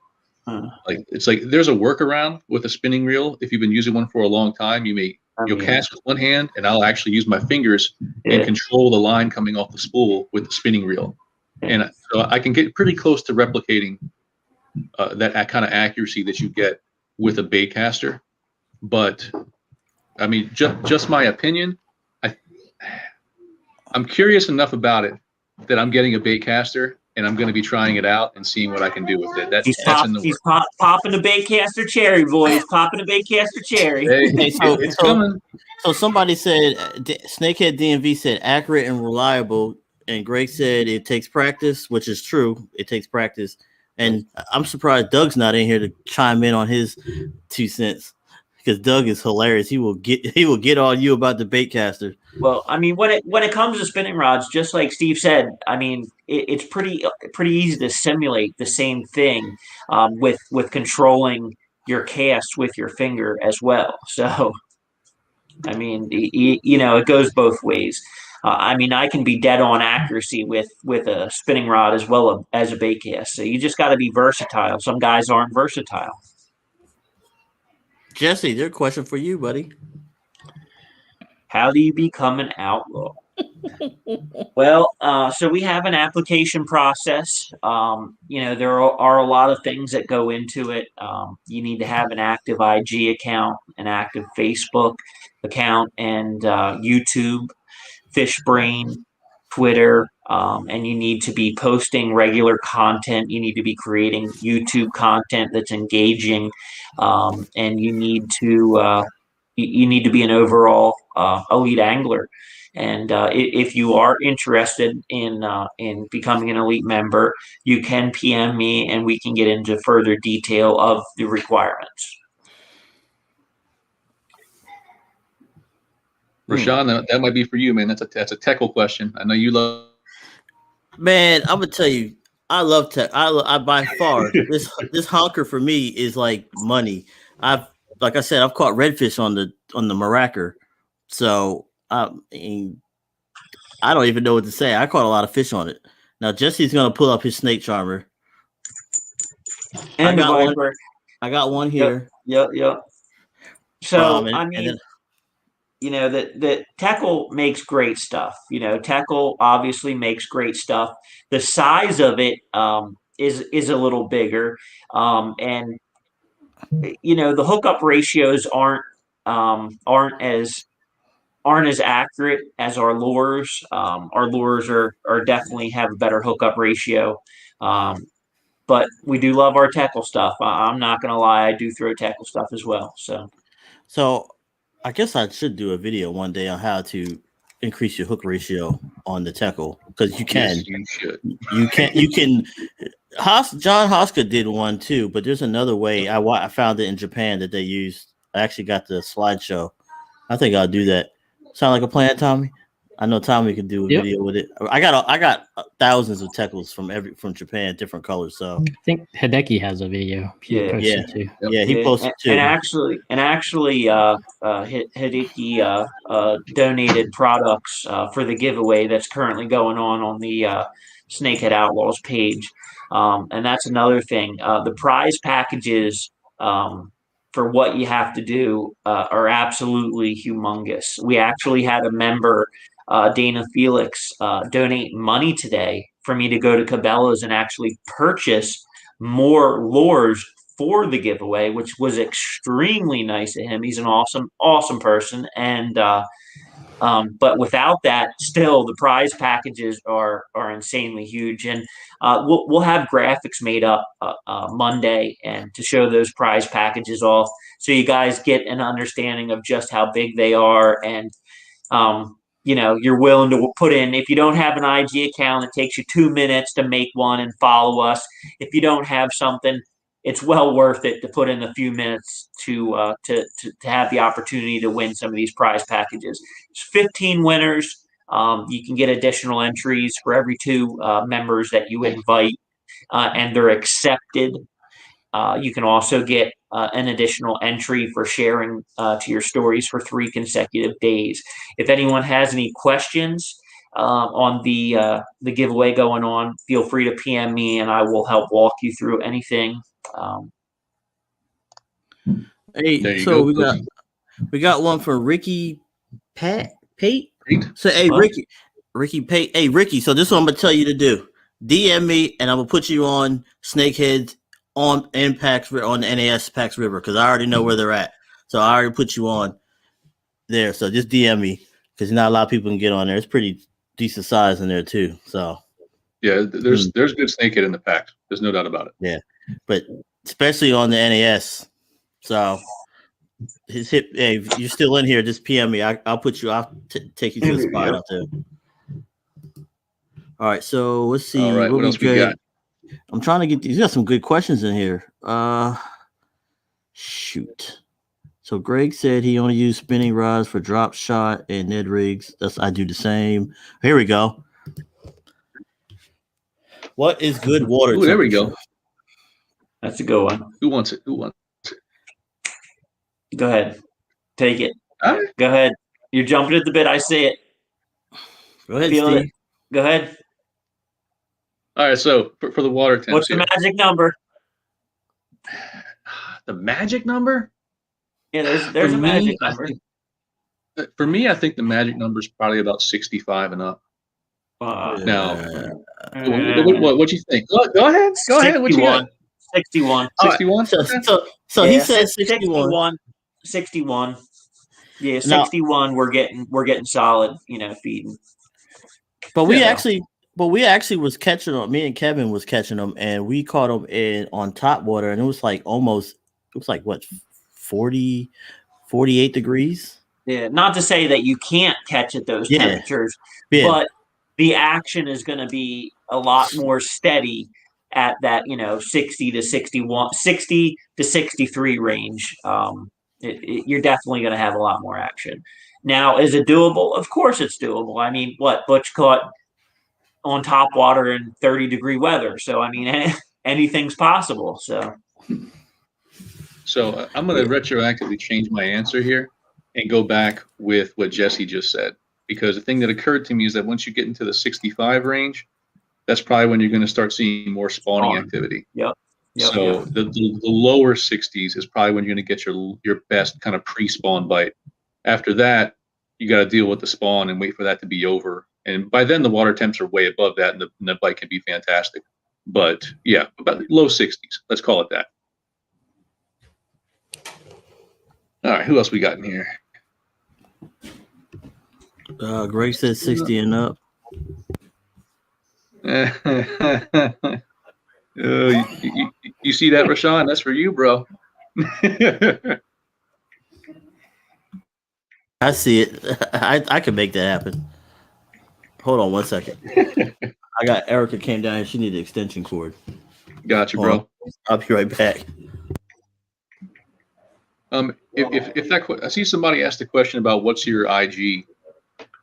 I'm not sure who it was directed at. If it's Rashawn, it's Infamous Fishing. It is for the Outlaws. At Snakehead Outlawz. There you go. Let's see what else we got in here while we're waiting. I've seen a few comments now about wading as opposed to using a kayak, and wading can be a really good way to catch snakehead too. Yes, it can. The bottom line for me is that you want to increase your mobility and your access. I think the best way to do that is with your kayaks and your paddle boards, because they have the shallowest draft out there, and you're going to be able to get into those back bays and areas that a lot of other boats can't get to. But a lot of times you can do that same thing with wading. So wade fishing for snakehead can be very productive too. That's a great point. I love it. It's the best. There's nothing like getting that snakehead while you're wading in the water and getting that 10+ pounder and fighting it and it's swimming around your legs like a dog. You know how the dogs run around your leg? And I'm trying to get out of the water. I was trying to get out of the water one day. Greg was with me. Actually, one time, one of my videos on my Facebook, on my Instagram channel, Greg actually videotaped me. We were together. I was standing in the water. So that was actually one of my best videos. I appreciate Greg for that. Tommy too, right, Tommy? Tommy and I have been in. Tommy been in the water where he almost looked like his head was sticking out of the water. A little too far up. I wish Kevin was in here because Kevin caught a monster snakehead and he got swamped in his waders. And his whole his waders was like, I think it had a foot of water in it. Worth it. It's worth it though. It's worth it. Now, I've seen a few questions coming in the chat about what are all of our PB snakeheads. So why don't we go around the horn here, list off our PBs. So we'll go Tommy, Jesse, Rashawn, me. Mine's actually not huge. It's just 10 1/4. but 12 and a half. 10 and a quarter is a freaking great size fish, man. Anything 10 and up it's like if you've been snakehead fishing and for a while, you know how much of a difference it makes between like a 5 or 6 pound snakehead and a 10-pound snakehead. The fight and handling them and everything is so much different. Oh, But yeah. They call them dragons for a reason. Exactly. Jesse, what's your PB, brother? 12 and a half. 12 Just and a over half? 12 and a half. Just over 12 and a half. Rashawn. 15s. I actually have bigger, but I didn't weigh. But the one I weighed. Come on, man, that doesn't count. Hey, I can't look. I can't put everything on there because then if I do, then everybody in the mama can be like, I know they're gonna try to get to the spot and catch the fish. So I kind of keep all my stuff on the low, like. But I'm gonna say right now it's 15. But I've had some others. I got to keep it a secret. Okay. I have to tell you on the side. All right. Well, I'll be waiting for that message then. And then hopefully when I get hopefully when I get up there with you, I could catch something bigger. Okay. All right. Like a bowfin, because that's what I want to catch. All right. Well, we can do that. Yeah. So go ahead, spout it off. Come on. Before I say mine, Butch wanted me to put his out there. Butch is at 15.58 pounds. My biggest is just a hair over 16. And he was about 36 inches, 35 and a half, 36 inches.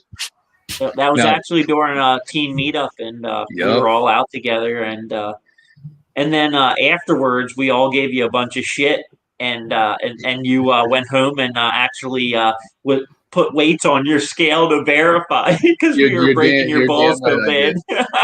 You're damn right I did. Darn right. Excuse my language. Darn right. No, the snakehead DMB 17 pound. That's a big snake, bro. Wow, that is a gargantuan. Now, let me ask you, snakehead DMV. Now, was that on a actual boga, or was that on a digital scale? And have you verified your scale's accuracy? We'll see what happens. You're saying, yeah, I don't. If it ain't on an actual boga grip, it don't count. Yeah, I mean, I also I actually picked up a scale from the company iBobber, and what it does is it actually hooks up to your phone through Bluetooth, and so when you weigh it, it actually you put in the species of fish, and then it will actually log it into your phone, the weight. So it's a really cool feature, and that way, there's no ifs, ands, or buts of what the weight is, once it's locked in, which is a really cool thing. Next week, snakeheads in the rain. So I'm gonna say something about this. So I was fishing in the rain like an idiot, wading in the water with thunder and lightning, and I've caught a bunch of snakeheads on frogs. Yep. Actually, we had a team meetup, Steve, if you remember, and we were down at Ronnie's and we launched, and it was pouring rain when we put in. You remember that? I think that was the day that you got the 16. You there? You hear me? He's got mute on and he froze. Where'd he go? There you go. Did you hear me? Steve? Hey, my connection's starting to break up, fellas. I might drop out. Steve, can you hear me? Okay. Hey, Steve, can you hear me? Oh, man. Well, anyway. Hold on, yeah, so we had a team meetup, and it was actually the day that he got his 16-pounder, and when we put in, it was absolutely pouring, and we had very low expectations of the day, but we got out there, and we were fishing in the rain, and I was throwing top water, I was throwing the OG snake charmer, and I was absolutely crushing them. I ended up that day, I got 2 10-pounders. And then Steve caught a 16-pounder that day. So, it is possible to catch in the rain. So, 100%. My favorite lures to throw in the rain are going to be like your snake charmers and your buzz baits. Now that's in light rain. Like in heavy rain, I'm not sure if it would work out. But in light to moderate rain, I've had really good snakehead action. No doubt about it. Yeah. I actually did a video on it. It sucked though, but it was in the thunder and lightning. You could hear the lightning and thunder. And me and Kevin was in there just killing them left and right. Every time we threw out, they were just boom, boom, boom. Didn't matter. So Tommy, did you say you have to drop out, Tommy? Or are you still good? Yeah, in a couple minutes, I'm gonna have to drop out. Hey Not too guys, bad. do you wanna touch base on some things that we have coming up here, or Yeah, dude, go for it. all right? So we're going to be hosting a Snakehead tournament series, and we're looking to host 4 events: New Jersey and PA together, and then Delaware, Virginia, and Maryland. The top 5 contenders for each tournament will then go on to a championship round, which will be held at a secret location. Now, we have prospective dates put in place for these tournaments. Next week, we're planning on doing a dry run and just going over everything. We're working out the rule set. We're actually implementing some really cool, new, innovative rules that have never been used in a fishing tournament, let alone a snakehead tournament. So I think guys are really going to be excited to to participate and be a part of this. It's going to be big and it's going to be a lot of fun. The payouts are going to be huge, and it should be a lot of fun. I'm looking forward to it, man. I've been talking about with y'all and friends for a long time about hosting tournaments and things like that. But I mean, we hope to see you out there. Hey, Fab Fishing, what's going on, man? Fab fishing. Do the Yeah. tournament? No. So the tournaments do not have to be in. You do not have to be in a kayak. You can fish from shore. You can fish from boat. So that is. That and all that will be in the rules, and that will be up and coming soon. It will be on theluckylunker.com. So if you guys want to go on, and it's free to create a profile. So if you want to get ahead of it and go ahead and get on there and create your profile now, it would be a good start. So go ahead, theluckylunker.com. There you go. Now, I don't think we've actually talked about this. Well, yeah, this is something that we still need to go over. I mean, we would like catch and release, but it's still up in the air. We may go angler's choice, but we obviously we would prefer catch and release, but that's something we're going to have to go over and then decide. There you go. But Oh, all yeah. of that will be in the rules and they will be released soon. So like I said, stay tuned to luckylunker.com as well as our private Facebook page, and everything will be posted. If you have anything that you see in the rules that you feel could be better or changed, feel free to reach out and contact any of us and talk to us. And, we are willing to work with guys and make this. We want this to be a fun event with big payouts, and so. Oh yeah. How old do you have to be? There's really no age limit. You can be as young as you want to enter. Now, Snakehead Hunter, we tried to get him on here tonight, but I think he's working tonight. Yeah, he's at work, so unfortunately. So hopefully next week we'll be able to get him up up on here. And I saw one more question out there. But I lost it there. Oh, that's what it was. What are your guys' favorite swim baits? So I can go ahead with that one real quick. I mentioned it before, and that's the Mega Bass. Yeah. Like Jesse said, the durability isn't great. It's like for me, I feel like they last usually between 3 to 5 snakehead, but I have had them fail after 1. But the thing I look for in a swim bait is A, weedless. I like the Texas rig mine. And B, with that weightless rig, I want the fall rate to still be, or the flexibility of the lure to still be good enough that the paddle tail will wiggle as it's in that fall. So yeah, for me, it's the mega bass. Rashawn, what's your favorite swim bait, man? Mega bass. Mega bass. Yeah, Tommy? yeah. See, mine's probably the Z-Man Diesel Minnow, actually. That's a that nice too. one. That's my second one because it lasts longer. That's a real nice one. It works. Jesse, for what you everything. got, bro? I like the. I'm quite partial to the X Zone Swammers. But I also like the Kai Tech the Kai Tech Rage Tails as well. Yeah, that's another great one. Yeah. So what did we miss? Did we miss anything? Did we get everything on the agenda? Just want to make sure. So new members, obviously. The announcements were made. Obviously we got Tommy and Rashawn. Those are two awesome additions to our team there.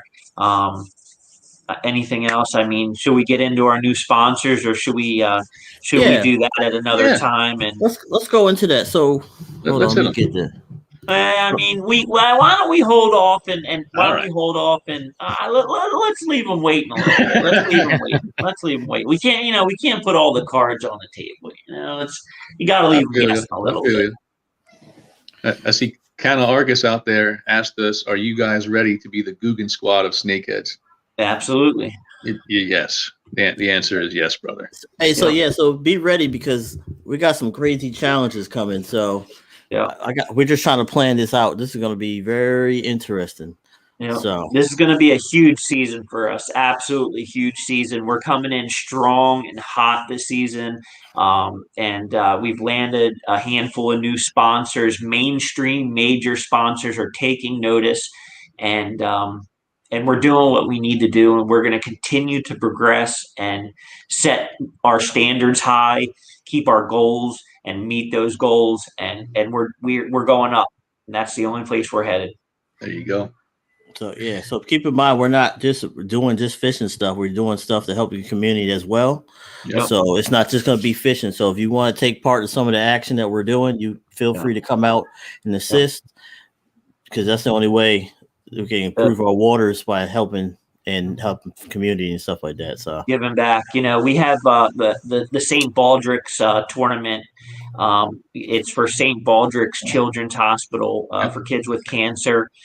We have that coming up. That's a great event.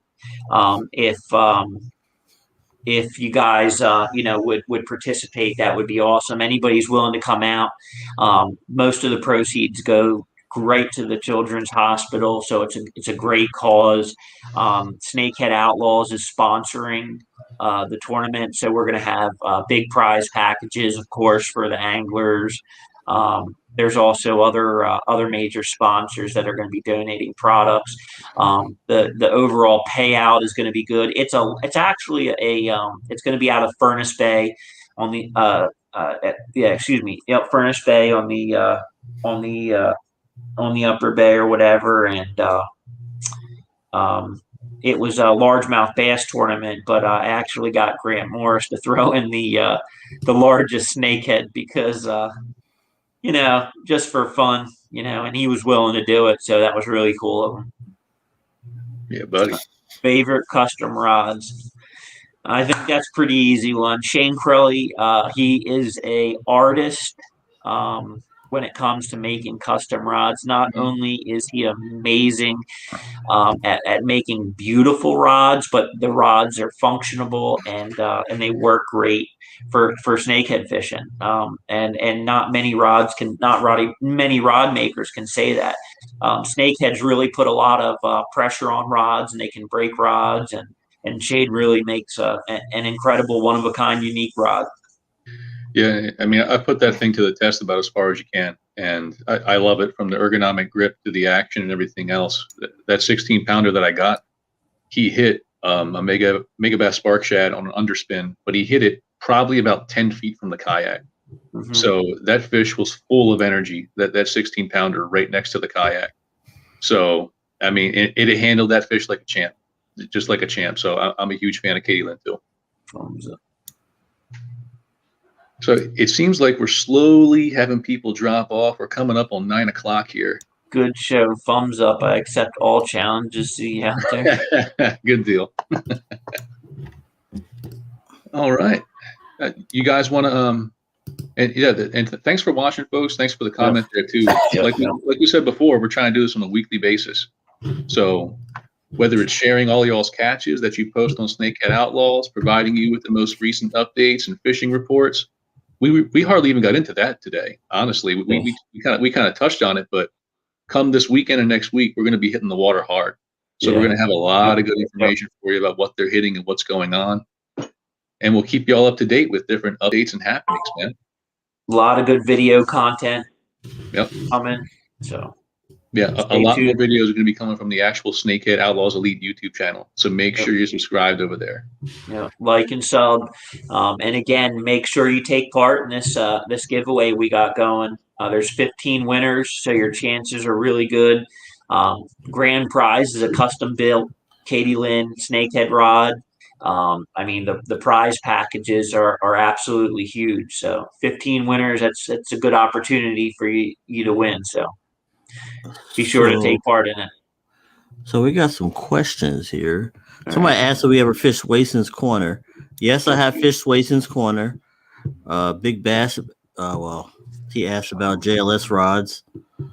I don't want to miss any of these questions. Okay. Has a fish finder on a kayak been useful in finding snakeheads? Absolutely not. No. It's useless. A fish It's too finder shallow. on a kayak is absolutely useless. When it comes to snakehead fishing in a kayak, you want it to be convenient and easy. You want to be able to throw your gear in there and go. You don't want to deal with batteries and all this extra crap. You just want to go. And a fish finder, you're going to find most of your snakeheads in 1 to 3 foot of water. So what's a depth finder is absolutely useless. So Yeah. It's like the only thing that I could even conceive, and even then I really doubt it, might be maybe side scan, but even that I don't know if it would be useful. The water's so shallow, you really don't need one. No, we have side scan on the Twin V, and we've used it, and I mean it's absolutely useless. It's pointless. I just got my my live scope, so we'll see how that works out. Ooh. And I'm waiting for my active target because I just got the Lawrence sent me the FS Elite 9. So me and Tommy are tech guy. We like messing with stuff on the water. I mean, I can catch it, A lot of choice. We like to look at stuff because we want to know what's underneath us. Shoot, you might miss something that's like huge as the kayak. You know what I mean? So I just like I use it for different stuff. So I don't use it in shallow water, but I use it on ledges and stuff like that. And it just helped me find structure because I don't want to get snagged either. Yep. So like 2 points there to summarize. Number one, if you're curious about the technology, be it cameras or fish finders or anything in the fishing realm, make sure you're following Tommy and Rashawn because they're going to be the ones to really give you a good intel on how to best use that equipment. Point two, generally speaking, in almost any situation, you're not going to need a fish finder for snakehead fishing. The best thing I think you can do when it comes to snakehead fishing for finding them is learning the structure they relate to, finding that shallow water when you're scouting it out on Google Earth, whatever tool you're using.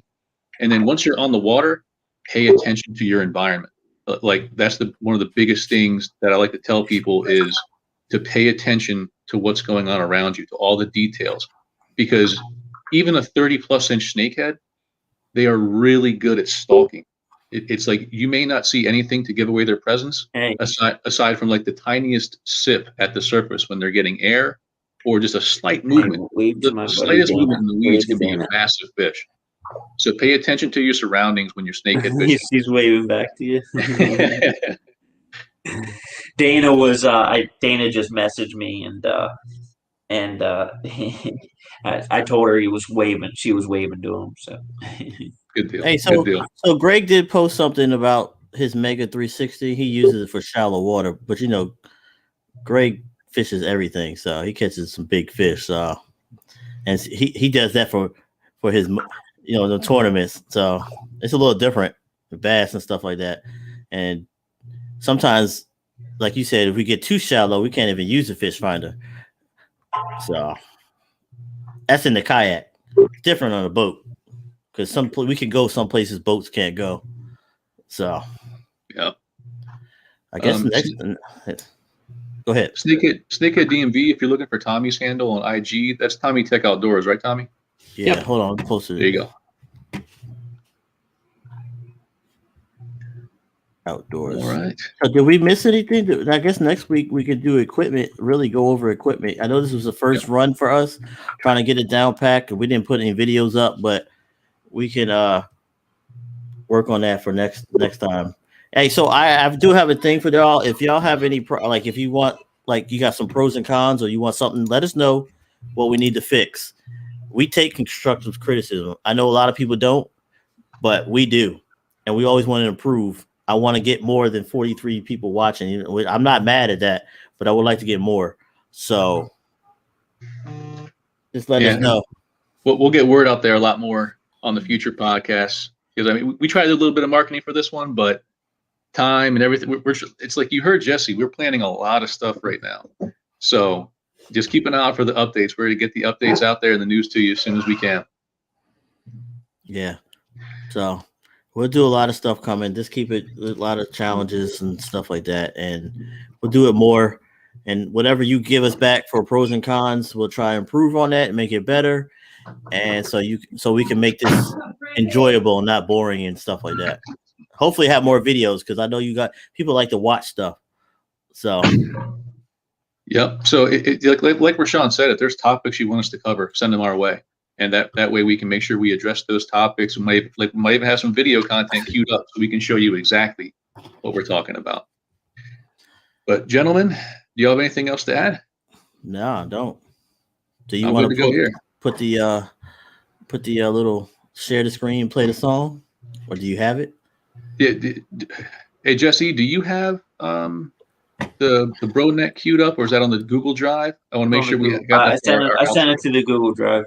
To the Google Drive. Yeah. All right, Rashawn, you able to pull that up, or I can try it if you can't? Yeah, you set your share screen, right? I don't have mine set up. Yep, I'm working on it right now. Just give me a second. So I appreciate all you guys coming out. Hopefully we'll have more of the team members. This was on the fly. I think we did pretty good on the fly. So whatever questions you got, I think this went really well. I mean, hopefully as we get it out there, we do it more. We'll get more members to join in and ask questions, and there we go. there. So all right, folks, to close out then, if you're not familiar with BroNet, he's got some great songs out there for fishing. So what I'm going to do here in a minute is share my screen so I can go ahead and play the song. You got the video, or just the do you have the video, or because I believe. Oh yeah, this is an MP3. It would be awesome to have the MP4. Maybe we should save that until we have the MP4. Hold on. I think I have the MP4. Hold on. Okay, because that video has some great stuff. So while we're trying to grab that, are there any other questions that popped up? Let's see. No, we still got 42 people. Somebody said kayak. Somebody asked about kayaks. So let me hit this up real quick. Yeah. So Snakehead Hunter. What's the Elmer's other name? What's Snakehead Elmer, right? And what's Joel? Snakehead Slayer. Tommy and myself, we all got Hobie 360s. We got the yachts of kayak, the yacht. So, and then Steve, you got what? I got the Old Town Predator PDL. You and Butch, right? Yep. And I got the I'm pro staff for Old Town Canoes and Kayaks, so I had the Old Town Topwater PDL, the 10.5. So I mean, the things you're looking for in a kayak for snakehead fishing. If you want to drop the money on it, get a super stable stand-up either pedal kayak, or I would say probably pedals is like the way to go on the upper end. But to be clear, you don't need all that. It's like what that really helps for, in my opinion, is comfort. Like it's like you can be comfortable in the water a lot longer if you have like some of the high-end sit on top kayaks. But for a lot of my fishing career, I've been in. I think I originally bought like the Field and Stream Trophy 126, might have been the model number. But it's like look at Rashawn's face. Hey, we can fix. Hey, Steve, we can fix this right here. The best person to talk to about kayaks is Tommy Tech. There you go. He has demoed probably even this one right here behind me. What on this side? He probably demoed that thing. He has videos and everything. So that's how I met him. So that's exactly how I met him, and he was demoing when we was in Delaware. And me and him have been cool ever since. So everybody says God works in mysterious ways, and it brought me and him together. And now look at us now. But he has some good video on his channel, Tommy Tech Outdoors. He's got, he can also put you in some people that has demo kayaks with Alex in Florida, right? Tommy? Oh yeah, Alex. So yep. He can lead you in many directions on what kayak to get and what not to get. I just bought the Hobie, so I don't have to worry about nothing. But then again, it's a pain. So you just need another Hobie. That's what you need. Yeah, I need the Outback. I don't know how I'm gonna work that. And Greg's probably sitting there, dude, get a boat. Yep. He tells me that all the time. When you gonna get a boat? So I'm working on it. I just gotta do some yeah. It's just at me. So let's see. I think we're pretty good. So we get the song, we can roll out. Yeah, here I got it. I got it coming. Hold on. All right. I might be able to get the screen before that. Hold on. I got it coming right now. You sending it to Steve? Say again? I sent it to the drive. All right. I'm looking for it right now. Somebody said, how's fishing tomorrow? What's the weather? For fishing tomorrow, I mean, if it's your only day that you can go this weekend, I would go in the afternoon. Yeah. It is where I land on it, because you're dealing with a cold front the past 2 days, and you want to. It's uploaded to the Google Drive. And after a cold front, you want to give maximum time to warm. If you were able to fish, I know it's Easter Sunday, but if you're able to fish Sunday, that's the day I would go this weekend, because the water's going to have more time to warm back up. You're right. Now, good luck getting away from family functions on that one. Yeah. It happens. You might be sleeping on the couch.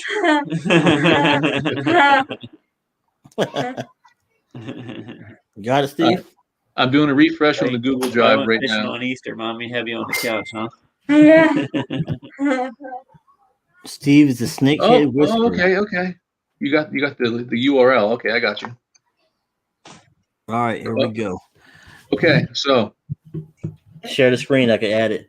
Yep, I'm about to go ahead and share with y'all this what I call the Snakehead anthem. It's called "Chasing Snakehead" by Broneck. Man, it's one of my favorite songs out there. Snakehead Outlawz anthem there. There you go. But he just made a new song. He told me he's coming out with a new song. He said, so real quick before you started, said he Trong wants to get on one of the streams with us sometime. Fantastic, dude. Hey, Trong, you already know what time it is. I got you. I got you. All right. Sharing my screen now. All right, as soon as it pops up, I ain't see it yet. There you go. Bam. All right, how we looking? We ready to go? Yeah, we ready. All right, here it comes. Got my gear on back. Long lights that's in my bed. Early in the morning on the water, looking home. Yeah, you know where I'm going. I'll chase the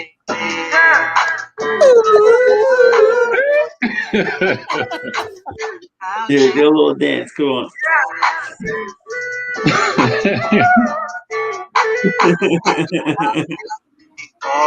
I got new braid on them. He call me searching for a yeah. Looking for some movement. I want to come to a hill, live for this. Oh yeah. On the water, chase dragon. Tight lines, no slacking. Bring him in, got a bag. Lip tripping for the lizard. It's the rest, let's put her. We'll sing it like a tenor.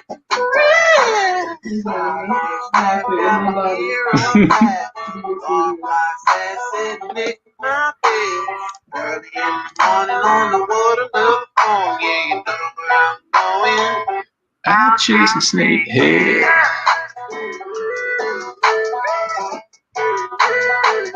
I'll chase Snakehead.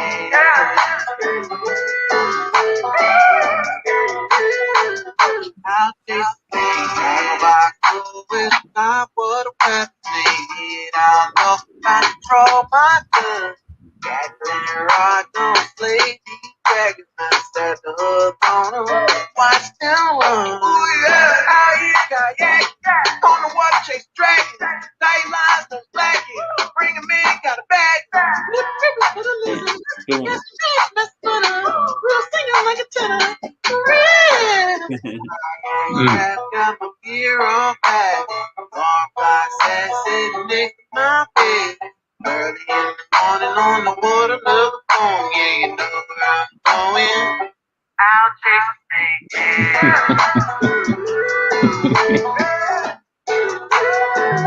I'll chase a snake.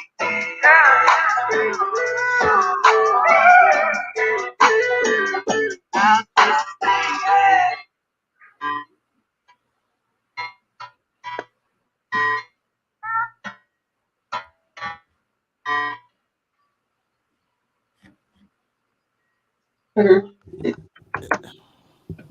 Adrian especially enjoyed that, man. What do you think? Did you like that too, Sky? So I posted in the chat for everybody to send me a message about the pros and cons. If you got anything else that you need to know, that you want to know for upcoming casts, send it to me. It's Steve, Jesse, Tommy, whoever. We'll put it together when we have our meeting, and we will make sure that it gets on there. I'm sorry that we didn't get to all your questions, but next time we will, because I want you all to learn and we all grow. Because I'm always learning. I'm not going to say I'm the master, so maybe the king of frogs, but not the master. So, do anybody got anything else? Well, Tommy, I got a special episode just for you. That's coming up.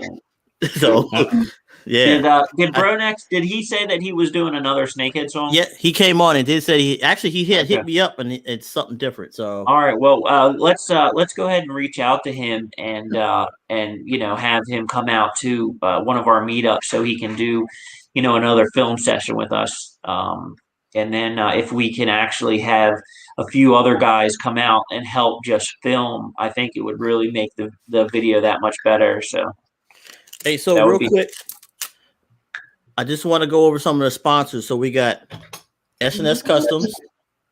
I actually don't have my chase base. We got Real All American Fishing. Remember, no new ones. No new ones. Oh, A-Court. I don't have one. I had an A-Court frog. Somebody took it. Tommy stealing frogs over there. Are we? Hey, Jesse, are we still good on rod covers or no? Are we gonna wait? What do you mean? Should we? Is that one of the new sponsors or no? I don't want to. We're waiting. We're waiting on that. We're gonna go ahead and drop them off, and do individually and announce all of our sponsors for the new season. And I'm pretty sure that all the new sponsors are willing to donate some products, so we can also do a few more just individual giveaways to announce those sponsorships. So, okay, well, this is good. Free stuff is always good stuff. Yeah, that's right. So, that being said, I will check everything. I'll get with Steve, Tommy, and everybody. We'll put it together, and I appreciate everybody for coming out support. Next time, tell a friend so they can tell a friend to tell a friend, tell a friend to phone a friend to text a friend, and then we'd be good. So, all right, everybody. Bye. Thanks for joining, everybody. Bye.